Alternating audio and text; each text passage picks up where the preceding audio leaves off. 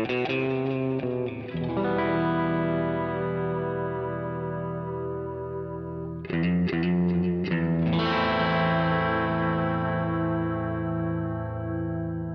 listening to Mark of the Maker.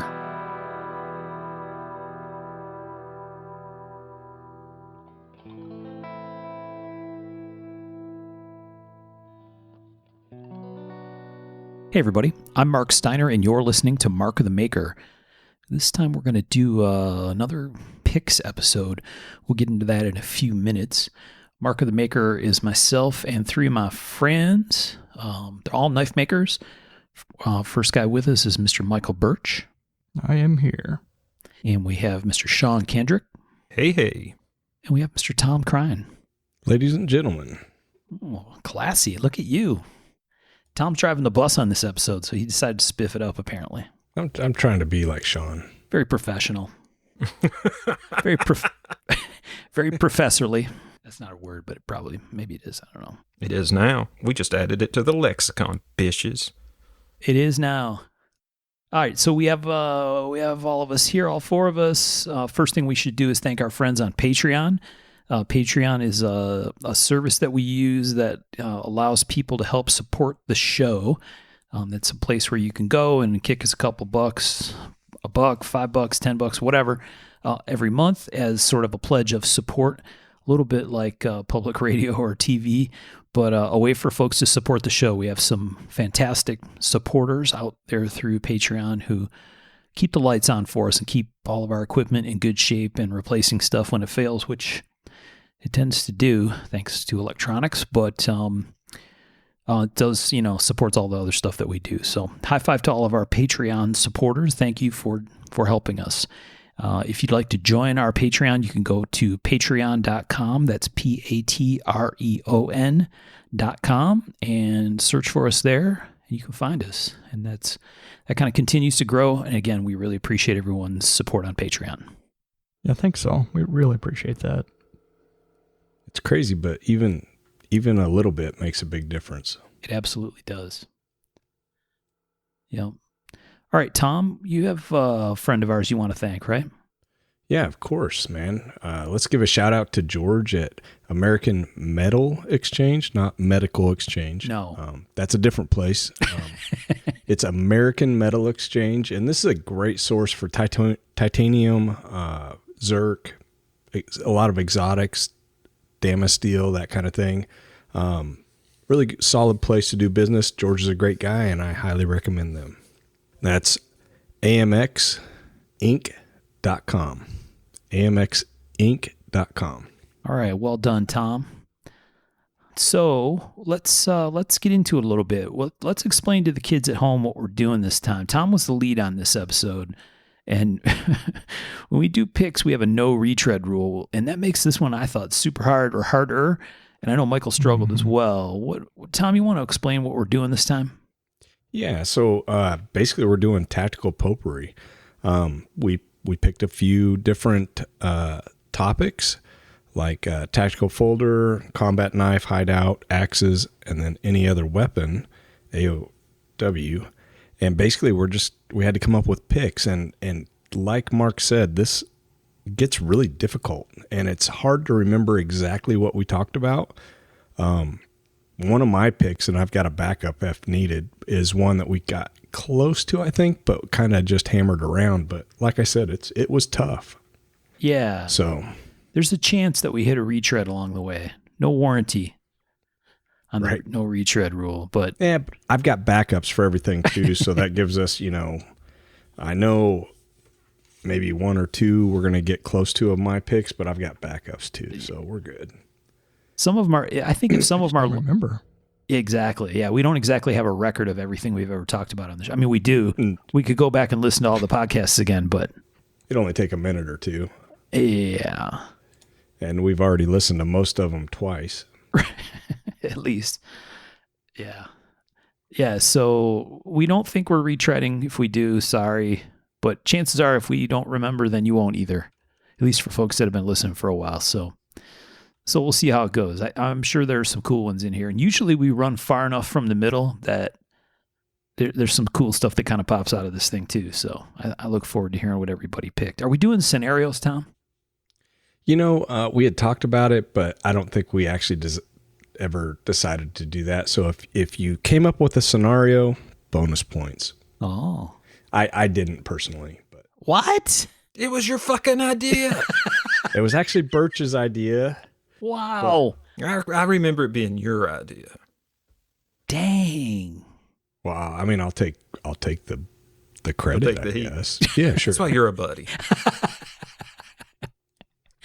Wow. Tom is the one guy that I thought for sure would have a scenario. That was a tough one. Well, I mean, I've got a scenario that I've been thinking about because of some books I'm listening to, so we could for sure throw that down. But.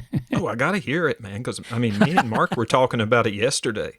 I literally said, I wonder what kind of crazy fucking shit Tom's going to come up with. You know it's going to be good.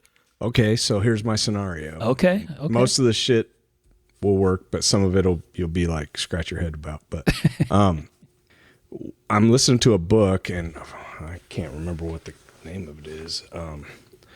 Just let me pull it up so I don't lie. All right.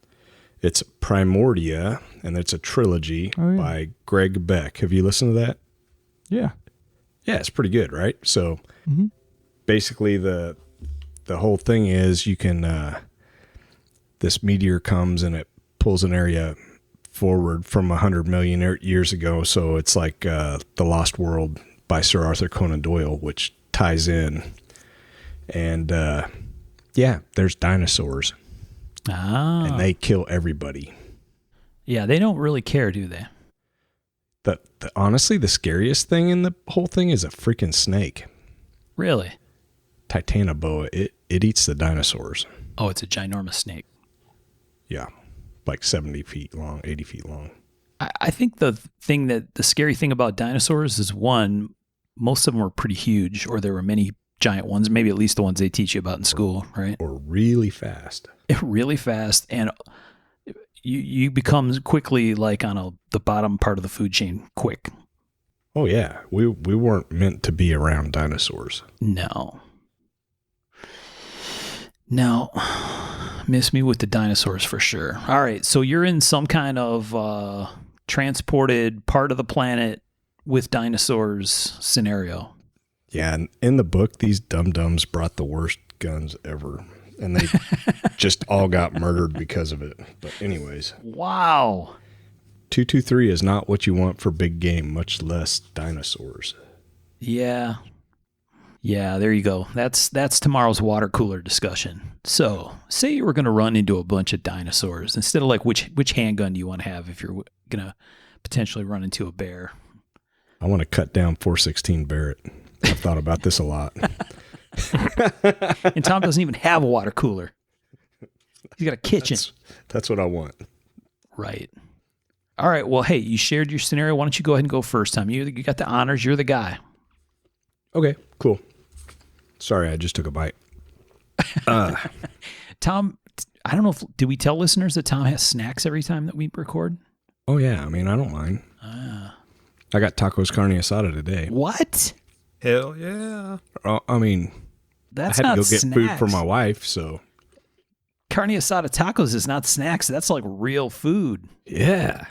I got some Planters spicy nuts and Cajun sticks, too. And a Sonic Blast. But yeah, Lord. I'm hooked up. Okay. All right. So tactical folders are cool. And most of my picks on this, most of my tactical folders aren't picks. Well, none of them are customs. And personally, most of my folders aren't customs. Weirdly, I'm a custom fixed blade guy. Yeah. So my pick is, and I think we hit close to this. We picked the civilian. I'm going with the Spyderco Matriarch. Yeah. Yeah. I actually love the Matriarch. I have two of them. I've got them set up right and left-handed. So if I'm running or whatever, well, let's say walking, because I don't really run. If I'm out on the track at night and I don't have a firearm, I've usually got two of those stuck in my waistband. And I've got them set up with the rings. So basically the cool thing about the Matriarch is it's waved. So you just pull those out and they're both fully serrated, and they are, it's basically like having a set of dinosaur claws. Oh. Dinosaur on dinosaur crime. They're really cool, and the rings, the aftermarket rings, really make a big difference on those. I think, as far as like when you carry them, like if you wave them, you can grab that ring and you lock in and just pull it out. And the cool story about this was, basically the Matriarch was designed for an African market where women were being abused and needed to defend themselves, and that's why it's called the Matriarch. It's a It's a fantastic Spyderco folder for self-defense. It's not really good for anything else. I did not know that fun fact. I mean, not really fun fact, but interesting fact. No, it is really cool. I think it's a cool side note. Huh, it sure is. Where'd you hear that story? I never heard that before. I don't know. I know things. I don't know. I'm Tom and I know things. I like it. I mean, so a South African distributor, if you read about it. Check that out. So pretty cool backstory on them, and I think a cool knife, and it's one that I personally use. Explain to the people at home when you say the rings. People might not want to know what you're talking about. So what are you talking about? So there's an aftermarket company, and I'd have to figure out who it is. They make a ring, so it's you pull the backspacer out, and this ring goes in instead of the backspacer, and it's basically you can like a karambit ring. That's what I was thinking, yeah. And it changes the whole dynamic of the knife as far as being able to quick access it out of the waistband, and makes it much more securely retained. I mean, it's a big deal as far as it's not coming out of your fist unless your finger just, gets pulled off too. Yeah. So, and if you punch somebody, it's like a knuck. So I really like that setup, and I've got two of them, one right and one left. Wow. Dual wield. Yeah. You're like double homebrew karambit guy. Yeah, except they're not karambits because I'm not that cool. They're Spyderco Matriarchs, and they've got a lot of reach in that cool blade. Yeah. A cool backstory. I love that backstory. I was going to say the blade's decent size on those things, isn't it? It's a pretty good sized knife. Yeah. It's based on the Endura handle. So the cool thing is also most Endura scales, if you want to put like G10 scales on it or something, can also pop right on there. Ben's, I think, got his set up with G10 scales. Awesome. Yeah. Yeah, it's got like a 3.5-inch blade, but that curved edge is deceptive. And it's serrated all the way down. Every bit of it. Yeah. Yeah, that little hooked serrated end is nasty business. Doesn't look deceptive. It looks like what it's supposed to do. Yeah. Yeah. Yeah, and if you're holding those, edge forward, I mean, yeah. Or if you flip them out, you've got a lot of reach with that, like a karambit, if you extend them. Right. I mean, you can reach down and hook groins or whatever. It'll do the business.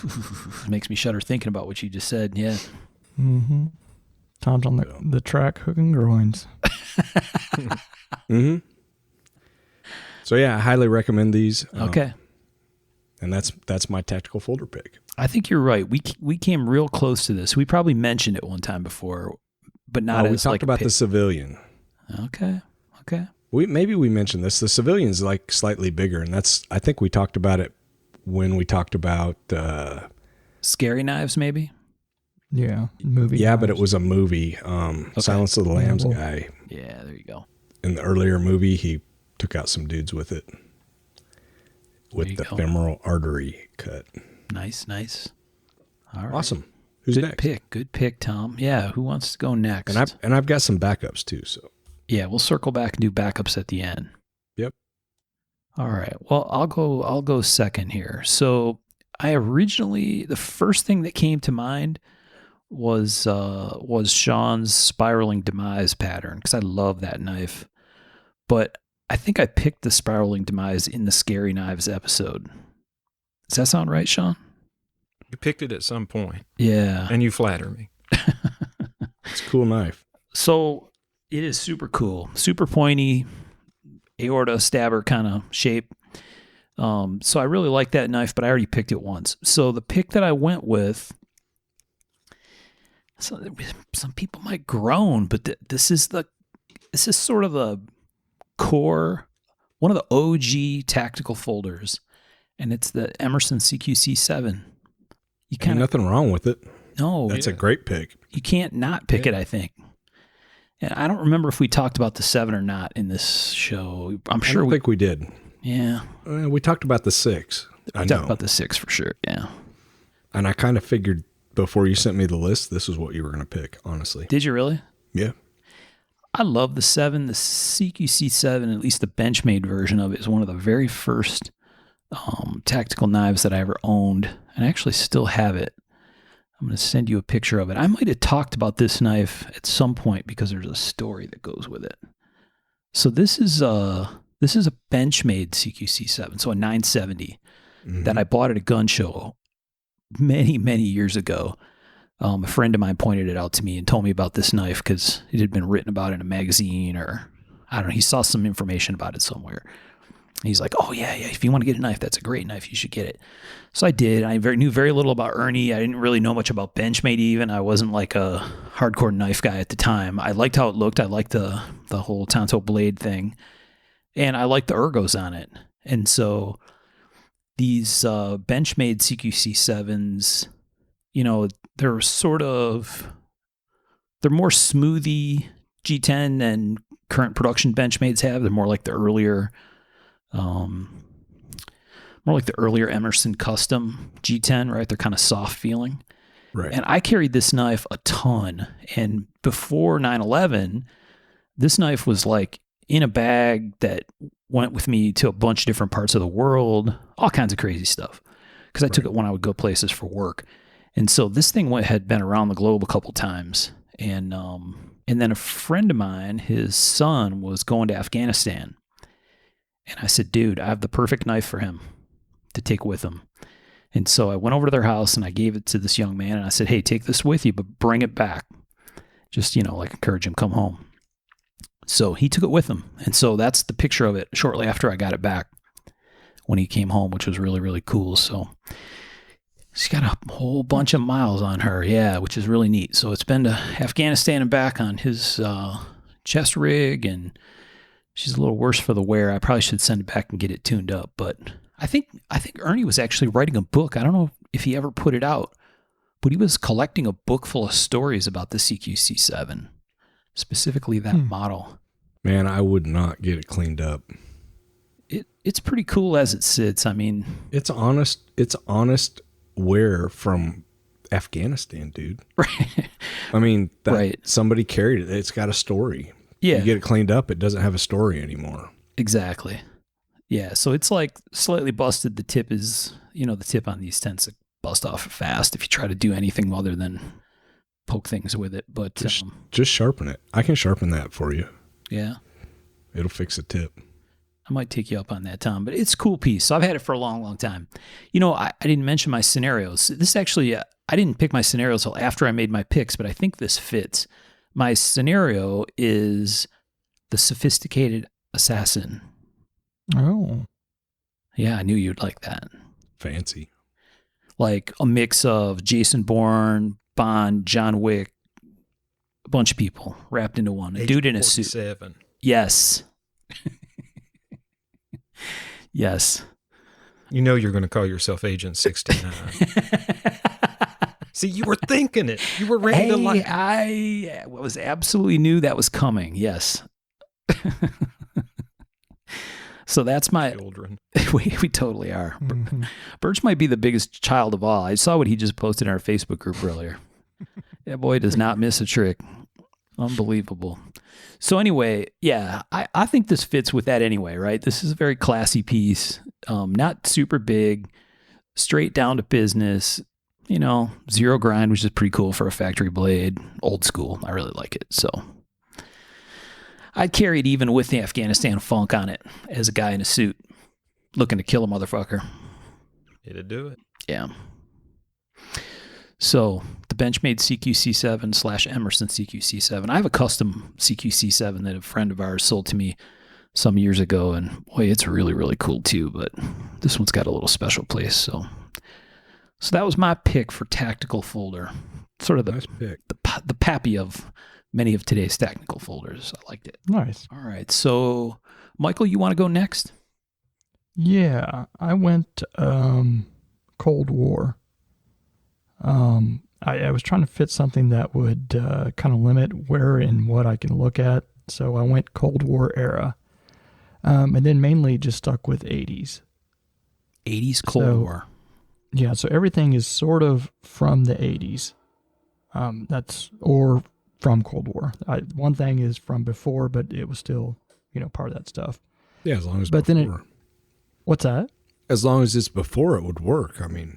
Oh, yeah. But I mean, I'm saying, I was like, well, maybe I'll go before, but then it's like, it kind of limits the customs and all the production and all that fun stuff. That's so cool. it's but then it turns into sort of like, the shit you wanted to get in the 80s that you couldn't. So nothing real practical.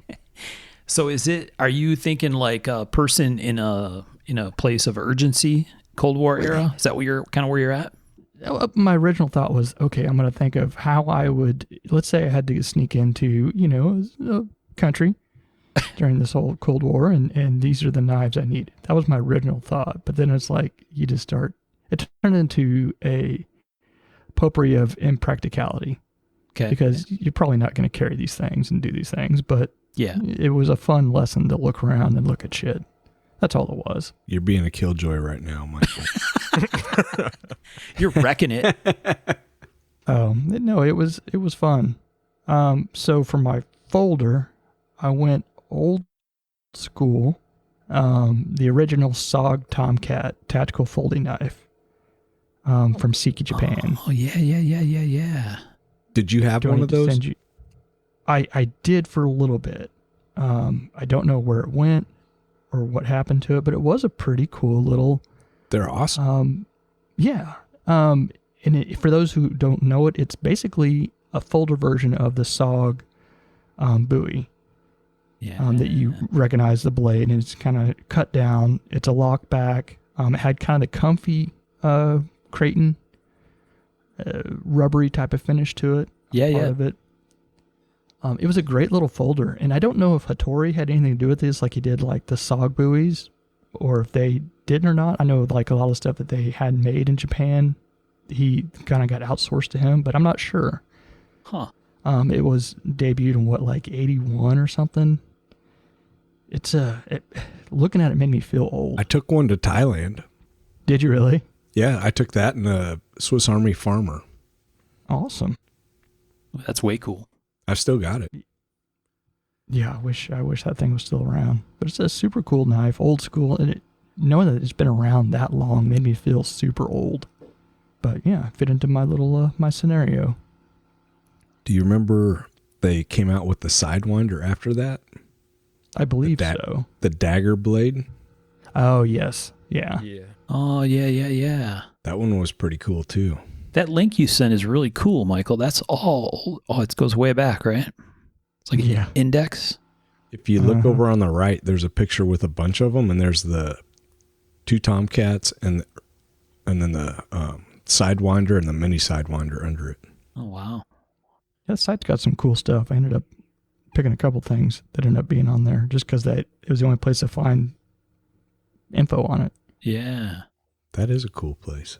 Yeah, that's awesome. I had a SOG in that same time frame when I got that Benchmade 970. I bought a SOG. It's upstairs somewhere. Yeah, it was also a lockback. It wasn't that blade though. They must have made like a gents folder or something. Oh yeah, that had that same rubbery grip with a lockback. I'm almost positive it was a lockback. No, there was quite a few of that line. Yeah. I think they made a mini Tomcat too. Oh, yeah? Ooh, I don't know. The name Tomcat's a pretty substantial knife. Yeah, it's a bit chunky. It's wide. Yeah. Oh, you know what? It is. What I have is a SOG gentleman's knife.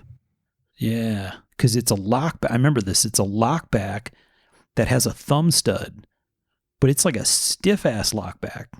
Like it's not a flick it open thing. Mine's really stiff, or at least it was. I remember thinking that I didn't carry it as much as my 970 because I thought, man, this thing's not that easy to open, even though it's got a thumb stud, but it had a pretty heavy spring in mine.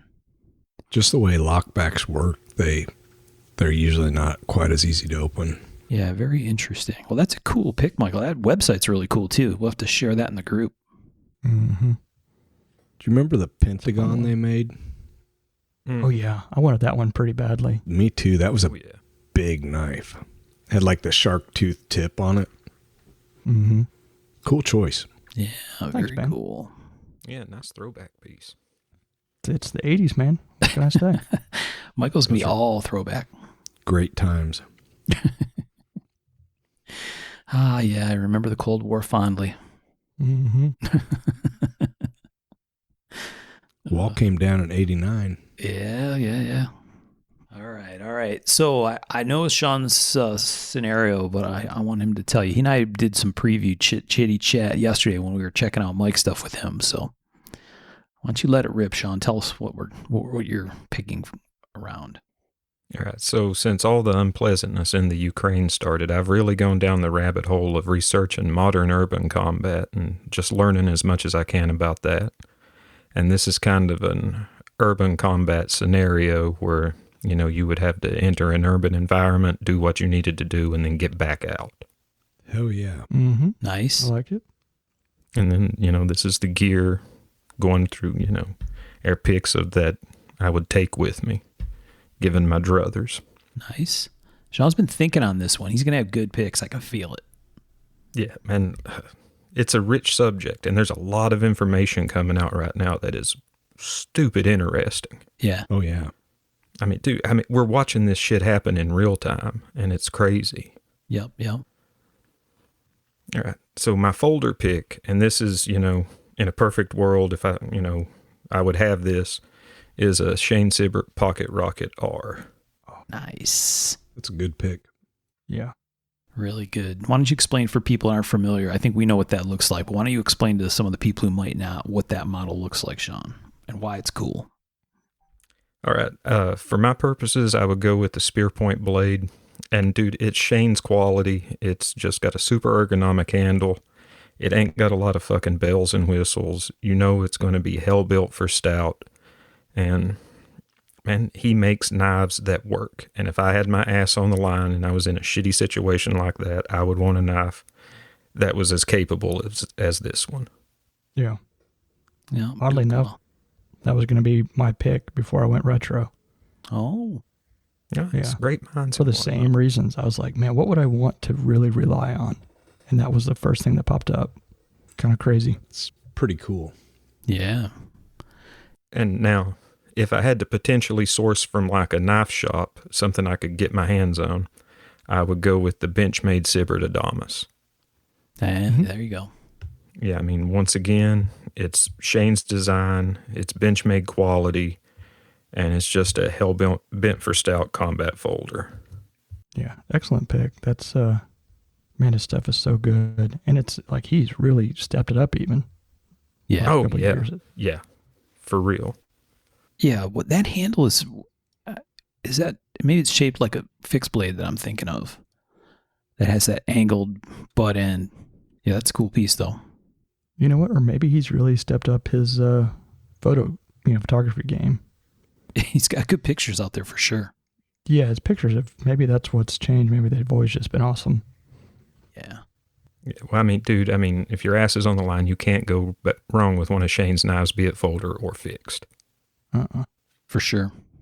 I mean, I could have very well used him for the fixed blade category also. Yep. Yeah. Oh yeah. No But- hesitation. Or do you double None. carry, or are you just gonna carry one like a fucking loser? And looking to keep weight to a minimum because, you're going to have on at least a 3-day pack with food and water and ammo and the other tools you need for working in an urban environment, which we'll get into a couple of those later. Yeah, interesting. Knowing Sean, I'm a few thousand rounds ammo. Yeah. Dude, I'm a piss poor shot, so yeah, that's about what I'd need. That stuff's like heavy though. I know. Yeah, Mm. who'd have thought lead was heavy? Right. Jeez. Sean might be taking like a tactical pull behind golf cart with him. Oh shit, yeah, man. Give me a I'm gonna fucking get a razor. tactical baby stroller, one of those 3-wheeled things. Yes, exactly. Just go trucking through the Like the shotgun. urban environment. Yeah, right. Like the dudes at Sporting Clays Yeah, 3 guns. on all their shit around and 3 gun. Yeah. That's funny. Tactical rascal. Attempting to speed away at 0.6 miles per hour. Too funny. My battery's low. Get off my grocery basket, you heathens. Too funny. All right, no, really cool picks. Shane's been getting a little love here on Mark the Maker, so well deserved. We probably haven't talked about his stuff enough, even with this. So, Oh, dude, you can't. yeah, That dude's a maker's maker. there you go. Mm-hmm.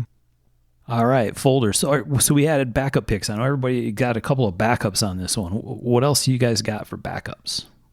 So I've got 2. Oh.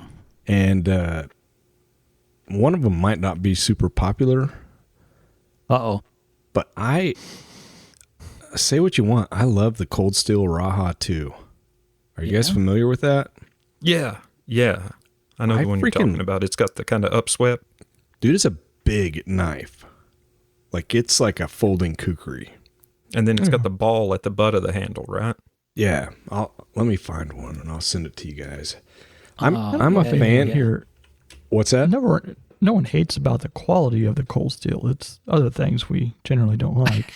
Right, and I'm right there with you. But I mean, I've got 5 or 6 of the big Spyderco knives or cold steel knives, and the Raha 2 is one of my favorites. Thing's ginormous. Dude, it fits in the pocket great. I've carried it. I've carried these, and when you whip that out, people notice. You think? It's got a 6-inch blade. Yeah, that's cool. I have a funny story about that knife. Yeah. So yeah, like you said, kukri style blade. It's got a lot of handle. Dude, they're massive. Yeah. You hook into the back, and you've got another like 3 or 4 inches of length on it. Right. When you're at the back of the handle. You know, I've got the even bigger one. I forget what it's called. It's the Dagger one. And then I've got their like XL Navajas and stuff. I like their big stuff. Yeah. I like big knives. I never got into their folders, but I've got 4 or 5 fixed blades. I mean, they're kukri. You know, I use that just for all kinds of stupid shit. Right. Dude, it's really... Do you have the thin one or the thicker one? The thin one. It's actually pretty handy. It's like great for brush and stuff. The thick one Yeah. is a beast. Oh, I bet. But yeah, so the Raha is my first backup. The second one is also a big knife. And this is one I owned, and I don't think I have the big one. I've got a mini right now. But Jens Anzo used to make a knife called the Amok. Oh, yeah. I remember that dude. I don't know if you guys remember how big they were, but those things were massive. And I had Jens... Long boy. Yeah, Jens made me one of those and a matching mofo. And those were both big knives, and I stupidly sold them. What? Yeah, I needed equipment. Sold them? I don't do that anymore. I was going to say, that's I've learned my lesson. That's against crying law. I've got another one, but it's the mini Amok. And it's still big. It's like a 5-inch blade, but the full size one was no joke, like 6 or 7 inches. It was a big pocket full of knife. Isn't that the one he made an auto out of? Yeah, he did. But he did, and I think traded it for a knife or a watch, a Panerai, I believe. Oh, that sounds like a knife maker thing to do. Yeah, right. Super knife maker thing to do. So yeah, those are my picks. Nice. Nice. Mini Amok is a funny name. Like if you're gonna run amok, right? Just a little bit. But just a little. Yeah, just a little. I have a funny story about this cold steel Raha. I think because it's ridiculous, and I remember this handle. It is ridiculous. So I go to this Red Bar thing, local stuff for watch guys. Yep. So guys bring watches. You sit around, and have a beer and talk watch stuff, and it's fun. Kind of like a USN, chapter get together or something. Very similar, but just for watches. And so one time I went and I had put something cool in my pocket. I don't remember what it was. And anyway, when I got there, somebody had pulled out a pocket knife, and put it in with their watches. And I asked who it was, and I started talking to the guy, and he's like, "Oh, do you like knives too?" I'm like, "Yeah, yeah." And he said, did you bring one? I said, "Yeah." And so I pulled it out. It was a custom. And he didn't really know a lot about custom knives, so I was explaining who made it. It might have been one of Michael's. I don't remember. And so he said, "Hey, next time, bring a bunch of knives, or bring some cool knives, right? This is gorgeous. I'd love to see more." So the next time I brought like 6 knives with me, right? Like one of those Velcro 6-knife sleeve kind of things. And there was a guy who was there and heard that suggestion, bring more knives. And so he came over, and he's looking at these customs, and they're all really nice ones, right? There's like a Burnley Quiken and probably a couple of Birches, and I'm sure there's one of Sean's in there, and maybe I brought my Alpha. I don't know. I had some nice knives in this pouch. Nah, probably just some nice stuff. And I know I had a custom Emerson, so you're right. Maybe I didn't bring the Alpha. Right. Yeah. just the cream of the crop. Just the cream of the crop, yeah. Anyway, this guy's like, "Oh yeah, yeah, yeah." And then he's like, "Look, I have a really good knife." I'm like, "Oh, nice. Well, let's see it." And so he pulls out this thing, right? And it's this big, humongous thing. It's like, "Yep, cold steel." I'm like, "Wow. Yeah, no, this is really nice." He goes, "Yeah, yep, pretty badass." Yeah. I'm like, "Yep, but this is really nice. It's really large." He goes, "Oh my God, yeah." And he's like flipping this thing around in a restaurant. I'm like, "Dude, you're going to like hack the table next to us in half or something with that thing." Cut somebody's hand off. Exactly. They're big. They're really big. And you can wave them. If you wave that thing out, dude, it's like 3 feet behind you. Exactly, yeah. Overall length of 14 inches. Right? Yeah, it's a little terrifying. Yeah, I was a little terrified at this guy, but it was really funny. And it was just like, "Yep, wow, that's beautiful. Thanks for showing it to me, man." I was like, "Gee whiz." Good times. Yeah, yeah. You come down here, I'll show you all 5 of mine. Yeah, you'll bring out the good stuff when I get there. I get it. Yep, that's it. All right, so my backup pick is also a 7. It's the Pro-Tec Cqc7 Auto, which I love. And their autos are really fun. And this is like a super duper assassin in a suit knife. This one I sent to the guys is Damascus, and with like a tie bolster, brush tie, and a little ivory micarta.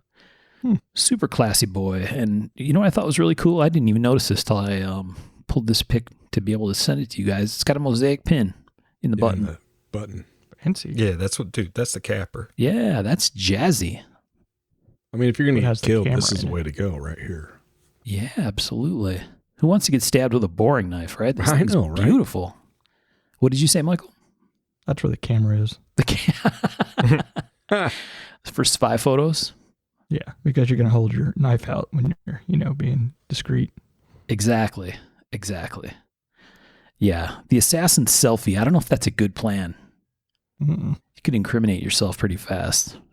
So anyway, I like the Pro-Tec Cqc7 too. It's a really cool piece, and they've done a whole bunch of different versions of it, all dressed 27 different ways. But Also made in the USA. there you go. Ding, ding, ding. I like it. Yeah, I like their stuff. I have it's called a Pro-Tec Newport, little stabby, daggery looking auto, but real compact.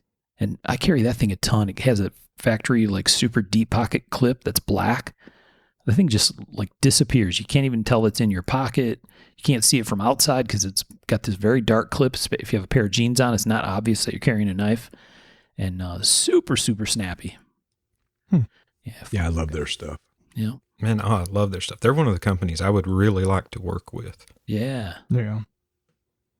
How badly would you like to work with them, Sean? I'm putting it out there in the universe, ain't I? I am making an appeal, he said. So what about you, Michael? Did you have backup folder? Yeah, it's a Smith & Wesson 6042 folding dagger. Ooh. And I'm going to send you a picture. Basically, this is a weird little dagger that it's a great looking little blade by itself, big fuller. And then it rotates out, the handle rotates out, and the dagger slides into the handle. Oh, yeah, yeah, You guys yeah. may remember those. Oops. I remember. It's a funny folder. Yeah. It's a fun I little think blade. I've got one. I bet you do. I'm pretty sure I do. Yeah, swing blade. So we talked about a swing blade knife, I think, on the show one time, right? Oh, yeah. So this is like a wraparound piece on the outside with a pivot up near the front, right? Yeah, it's like a sliding door. It slides down into the frame, and the handle wraps around it. Yeah. Right. So the handle spins out to the side. The blade slides down on little rails inside the frame, and then this thing caps it off, basically. So it, No. no? Or does it spin No. So the around? handle swings around and covers the blade, and then the whole thing folds in half, and it goes into the hollow cavity that's cut out. Oh, yeah. I see you now with the closed picture that I got out here. Okay. Yep. Yeah. So it's pretty cool how they work. Yeah. Oh, okay. Does it have like a little detent that holds it closed, or is it just No. held closed because it's in your pocket? Yeah. Yeah. So that handle, basically where it hooks into the tang, is far enough down that when it's open, it swings down and it covers the skeletonized handle. And when you slide it the other way, it barely covers the blade, but it's where the pivot point is. It allows it to swing down inside the. So it doesn't slide at all. It just rotates. Just Yeah, rotates. it rotates two different ways. The Yeah. cover part rotates, and then the other part rotates, like tip to butt. I'll have to get one to Hard to explain. research. Yeah, there you go. They're cool. Ted Dowell made these, and they were called the funny folders, and Oh, that's what we talked about them before. they're pretty technical, really. I mean, as far as like hole placement and all that kind of thing, they're pretty tightly fit. Yeah, his are pretty cool looking. When did we talk about the funny folder? What episode was that? Who knows? Dude, I don't know, Yeah. but you can find these Smith & Wesson ones. I think mine is actually the Smith & Wesson one. It's a clever design because, like you said, the fact that the loop that basically acts as the blade cover when it's closed, the reason it can end up shorter once it's spun around is because that horizontal pivot that it rides on ends up on the outside. Mm-hmm. Yeah. Yeah, that's slick. Very clever design. I like it. So that was your backup, Michael? That's the backup. That's all I got. That's super throwback style too. I like that. That's nice. Really cool. All right, Sean, what about you? What you got for backup folders? And it's actually a little bit of a throwback for me. It was a knife I really wanted back in the 90s. And it's a Greg Lightfoot Predator, the original Predator, not the Predator X, the Tonto bladed knife. Nice, man. And just classy little folder, super useful blade shape. It would do what you want a fucking folding knife to do. Yeah. And Greg makes a hell of a knife. That's for sure. Good. He's a good dude. That's a good looking knife too. Oh yeah. I think Greg Lightfoot is one of those underappreciated, undervalued makers like JW Not by Smith. us. No, not by us, but I'm saying by the general public. Yeah, agreed. He don't get the play he deserves. Yeah. No? Yep. Odd, because J.W. Smith was also in my mind for a possibility this week. Yeah. Yep. Same. Interesting. Kind of weird, isn't it? Because, I don't know the why or what of it. Yep. J.W. Smith would have been a perfect sophisticated assassin folder. Yeah. Just because his stuff is so good. So clean. Yep. One of his little, basket weave type of pieces Yeah. on his handle. Yep. Checkering, whatever. All right. I think that wraps folders. Tom, we're going to combat knives. What you got back there in dinosaur land for combat knives? This is Tom's fave, I think. Well, maybe Axe's is his fave, but, So I went retro, and I don't think we've talked about this, but I went with the Bagwell Hells Bells Bowie. Oh. I love that knife. I always have. basically Bagwell wrote the book on Bowie knives, and he understood them. He knew how they worked, and this knife is business. I love them. I love the bird's head ones he did also, but really the Bagwell Hell's Bells just seems like about a perfect fighting knife to me. They're fast, and with that distal taper and that big swedge with the cutting edge, they're just nasty. Yeah. We did talk about that, but I don't remember what for. Yeah. I was going to say it sounds familiar. So this has a coffin handle, right, Tom? Mm-hmm. It's like a 12-inch blade. It's got the forward guards. Yeah. I thought we had possibly talked about Bagwell, but I didn't remember us mentioning the Hell's Bells, so. Maybe we talked about it amongst ourselves. Oh. Maybe. Yeah. Maybe the Gambler. I don't know. We talked about a Bagwell somewhere along the way, but yeah. No, this is a cool pick no matter what. Oh, yeah. It can be talked about again. And I remember when it used to be like all the talk on like the forums, like early day forums. Yeah, 20 years ago. Yeah, man, we are old. Yeah, I've been making knives for a long time. That's a nice way to say you're old. Mm-hmm. Good pick, Next year's 30 years. Yeah, crazy, man. That's nuts. I think this. I went to Arizona to see this. Is that what you sent us the link to, Tom? Oh, you didn't send a link. I must have just searched it. But yeah, they have them. There's a Bagwell Devil's Daughter on there that's stunning. Also, same kind of forward guard, stag handle. Oof, beautiful. He had a way with Bowies. He was one of those guys that just made beautiful Bowies. Yeah. Yep. Beautiful stuff. Bill Bagwell, passing 21. Yep. All right. Great pick, Tom. I like it. Thanks. And to throw it back, I would buy the Cold Steel Bagwell. Oh, yeah. Cold Steel didn't make one. You talking about this Ontario one? Ontario, man. Oh, Ontario, sorry. Yeah. I would. My bad. In an instant, if you could find one. Yeah. I mean, there's one on Arizona that just sold for $750 for the Ontario one. That's crazy. Well, I would not buy that. When they came out, I can remember them selling for like $150 to $200, it seems like, but they just skyrocketed. Yeah. They were made well. The Ontario ones were legit fighters. Okay. Combat folder. I think I'm up next. I'm going to send you this one. This is too cool. Combat knife. I'm sorry. Combat knives. Fixed blade. Combat fixed blade knife, not folder. Correct. Okay. This was my pick. I picked. Very cool. I had to. I love this knife. The Bob Tergiola M30 Battle Guard, Model 30 Battle Guard. I love this knife, man. This is a really. Go ahead. Cutlery shop made one. They called it. I forget what they called it, but they made the same style. It was really cool. Yeah. Man, was it the Griffin? I think that's the little one. I don't know. Yeah. I love this knife. This example is really, really cool too, because it's pretty old. He's got his little card with it.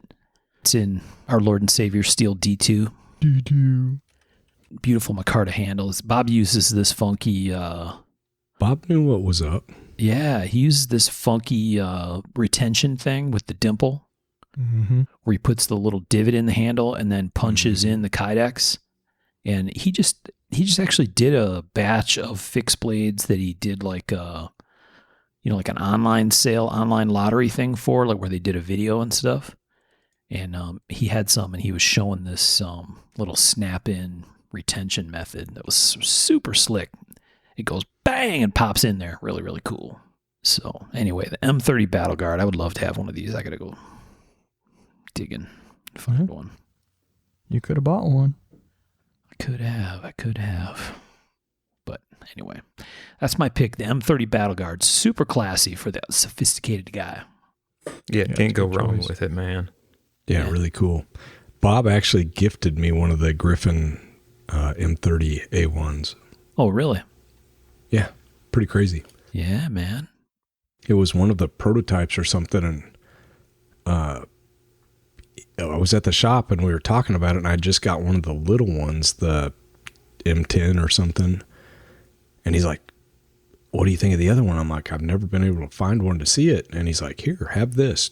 And he dug around in some drawers and pulled one out and gifted it to me. I was like, that is awesome. Yeah, man. No kidding. That's super cool. Probably sold it. No, I have it. Had to buy some equipment. I had to buy some equipment. That's funny. That was a while back when I was starting my shop. I sold like 30 of my guns and about all my customs. At the time, I think I had 30 or 40 Dozers, and I sold all but like 3 or 4 of them. Wow. Yeah, I had some cool stuff. But yeah, I got equipment. I'm still running that equipment. Yeah. So Tom had to empty out every couch and gentry for all those guns. they were all mine. All my. By the time they were sold, they were anyway. All right. Combat knives, not folders, Michael. Knives for Cold War. What you got? I don't know if we've talked about this particular knife. We've talked about Jean Basket in general. Oh, yeah. But we talked about the Jean Basket Survival Fighter. Ah. Do you guys know if we have it all? Super cool pick. We have not, I don't think. We haven't. Okay. No, I'd remember that. I don't remember. I don't think so. This one's, they're pretty distinctive, but it's survival knife, but not in the way like it has a hollow handle. It has the handles that come apart, and it's got sort of a skeletonized handle, and your pieces are inside, including a little like compass there, and it's such a cool little design. I've always thought that was pretty badass, and it looks effective, like as a fighting knife. Yeah. Do you know how that was held closed? I've never really understood looking at it. I don't know, because it looks like it's got little like detents or something. I don't know. Little screws, but I don't know if it came with like a screw holder. Yeah. Well, it looks like they're roll pins almost, maybe. That's what it Now looks I've got a link. I found one on Nordic Knives, but it didn't. Their site's really cool for old stuff. Oh, yeah. Oh, hell yeah, it is. It's a bad place. You guys. Yeah, I just went scrolling through there for their stuff, just to see. You know, that's a shitty part, or I guess the good part too. Except when you're busy, Right. you just end up looking at stuff. And that one. The only thing like I could find. Screws. Yeah, it's got little pins, but it's also got the screws that hold those pins in. Oh, if you look at the sheath, there's like a little driver piece in there. It's a hex. Allen. Or Allen wrench, yeah. There it is. Yep, right above the little sharpening stone pouch. Good eye. Neat. See, that one doesn't seem to have as big of a hollow space, though. The other one in the magazine seemed like it had a much bigger hollow space. Yeah. Yeah, a lot more stuff in it. Right. And like 4 matches in there, all kinds of stuff in the other one. It depended on how much he probably wanted to drill holes. Yeah, maybe Right? so, right? He was like, I'm done. Yep. I don't know why, but the little magnet set right down, or not magnet, but compass set down in its own little hole. That's super cool. It's just really pleases cool. me. Yeah. Yeah, very much so. That's a teeny compass, man. Mm-hmm. What's in that rear hole in the one on Nordic? There's like 2 little pieces. Hooks. Oh, Those are hooks. yeah. That's a hook what bar. you get down your fishing line, right? Some tiny hooks right there. Heck yeah. That's pretty cool. Skeletonized tank for survival supplies includes matches, hooks, fishing line, and a compass with space for weights, dry flies, and other tools. Oh, yeah, so you could put weights in your other holes. If you look at that one, it's got brass pins that your handle's going to index on, and then your bolts hold it together. Yeah. Mm-hmm. That's real cool. Super cool design. Well, yeah, man. It's badass. Very nice. Look at how it's checkered, too, on the front of the guard and the ricasso area. Yep. Like, it's up into the corner on both of those, which is pretty cool. Pain in the ass. Yeah. Huge pain in the ass. That looks like Grommet file checkering. Uh-huh. Wow. It's beautiful, but it looks like no fun. No. Labor intensive, to say the least. Mm-hmm. Cool knife. Yeah. It's really That's why I meant. Whoa. Sorry. Dang, it sounded like the train was in the shop. It is. I think it's really cool that that has a sharpening choil on the upper edge. That's funky. Yeah, it's cool. Wow. Yeah, those are kind of strange. And he does that on quite a bit of his fixed blades. And I don't know. Yeah. I don't know if it just kind of became his thing or what, but man, Looks like it. Like I said, this became just sort of a way for me to find shit that I've kind of always wanted. Right. The excuse show. Mm-hmm. You know, when you sent that picture from the book, it made me think when I first saw those notches and the way the handle was sitting, I was like, oh, that handle just spins around and those must be stops for the handle or something. You know what I mean? When I saw those notches and it's like, oh, no. Yeah. Wow. Awesome pick, man. Thanks. All right. Sean, what about you? Combat fixed blade. All right. I did a little bit of 90s throwback here. I went for a Jim Hammond seal tack. Ooh. Yeah, I mean, dude, that's a combat knife. It is. Came so close to Quarter-inch picking an thick. old school. Comfy handle, super useful blade shape. I mean, dude, it hits on all the combat knife cylinders and it's proven. Yeah. Mm-hmm. That handle just looks like it works. Oh, yeah. Elegant simplicity. Yep. Yeah. So one thing I've heard, and I've never handled one of these. Uh-oh. Brace yourself for controversy. I heard he has small hands and his knives. This one I think is better than most, but a lot of his have finger grooves and they're supposed to be pretty small handles. Really?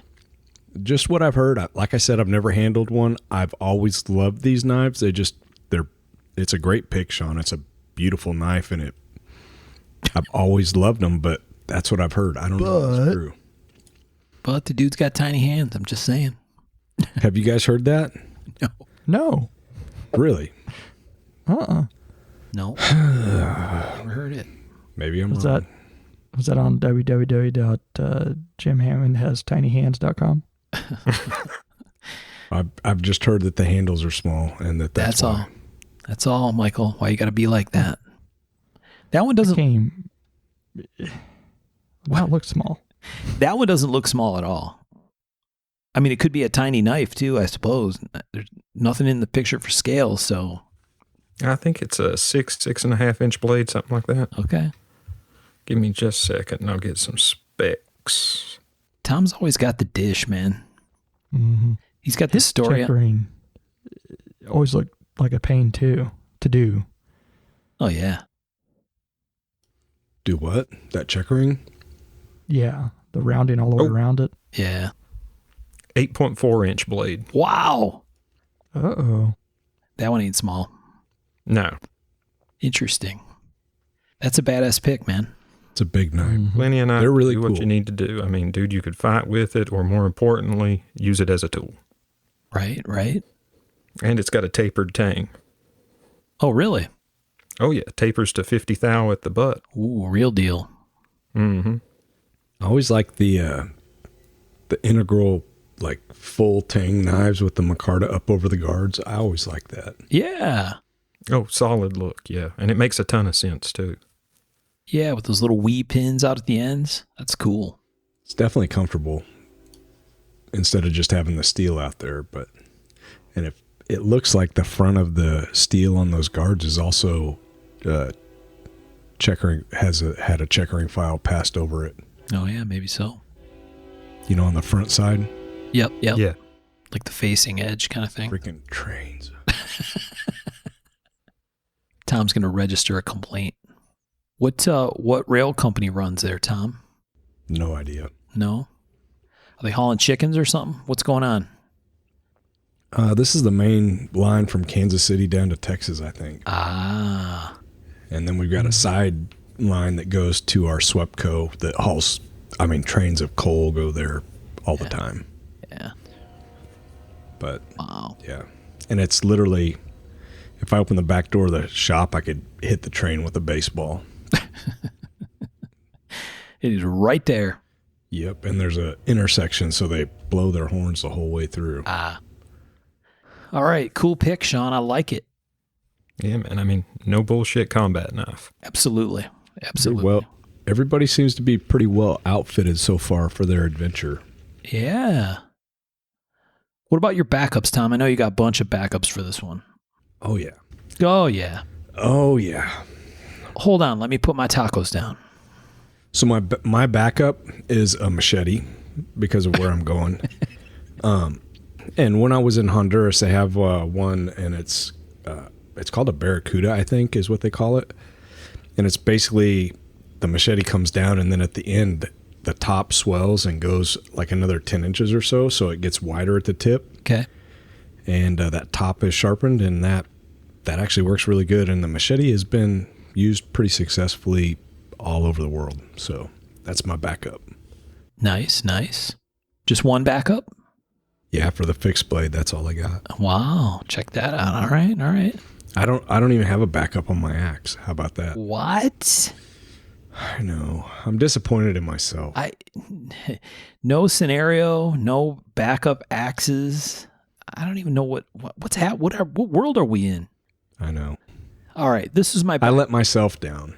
This was my backup pick, but it was my primary pick, and then I ended up switching it because the Battle Guard is for a classy man. This is a knife for a man that needs to fuck some stuff up. This is the Emerson Cf6 Phaser, which is super cool, in my opinion. Old school Emerson fixed blade. Oh. Yeah. Yeah, that phaser's set to stunning. Yes. I think it's set to I'll see kill. myself. It may be set to kill. Yep. That's pretty badass. It's really badass. It's got like a funky shape, like that ramp is super long. But Long thumbs. long thumbs. It really works on that knife, I think. I don't know. That's a gnarly dude, man. CF6 Phaser. I'm going to send you a picture of another one. This one. And that's a custom, so it's 0 ground, right? Yeah. That's Ooh, really I like that one. You don't like that one or do? No, I do. I do like the adding the a little bit more pronounced finger grooves. Yeah, the jimping on it is. Yeah. Yeah, the second one I sent has gray and black handles.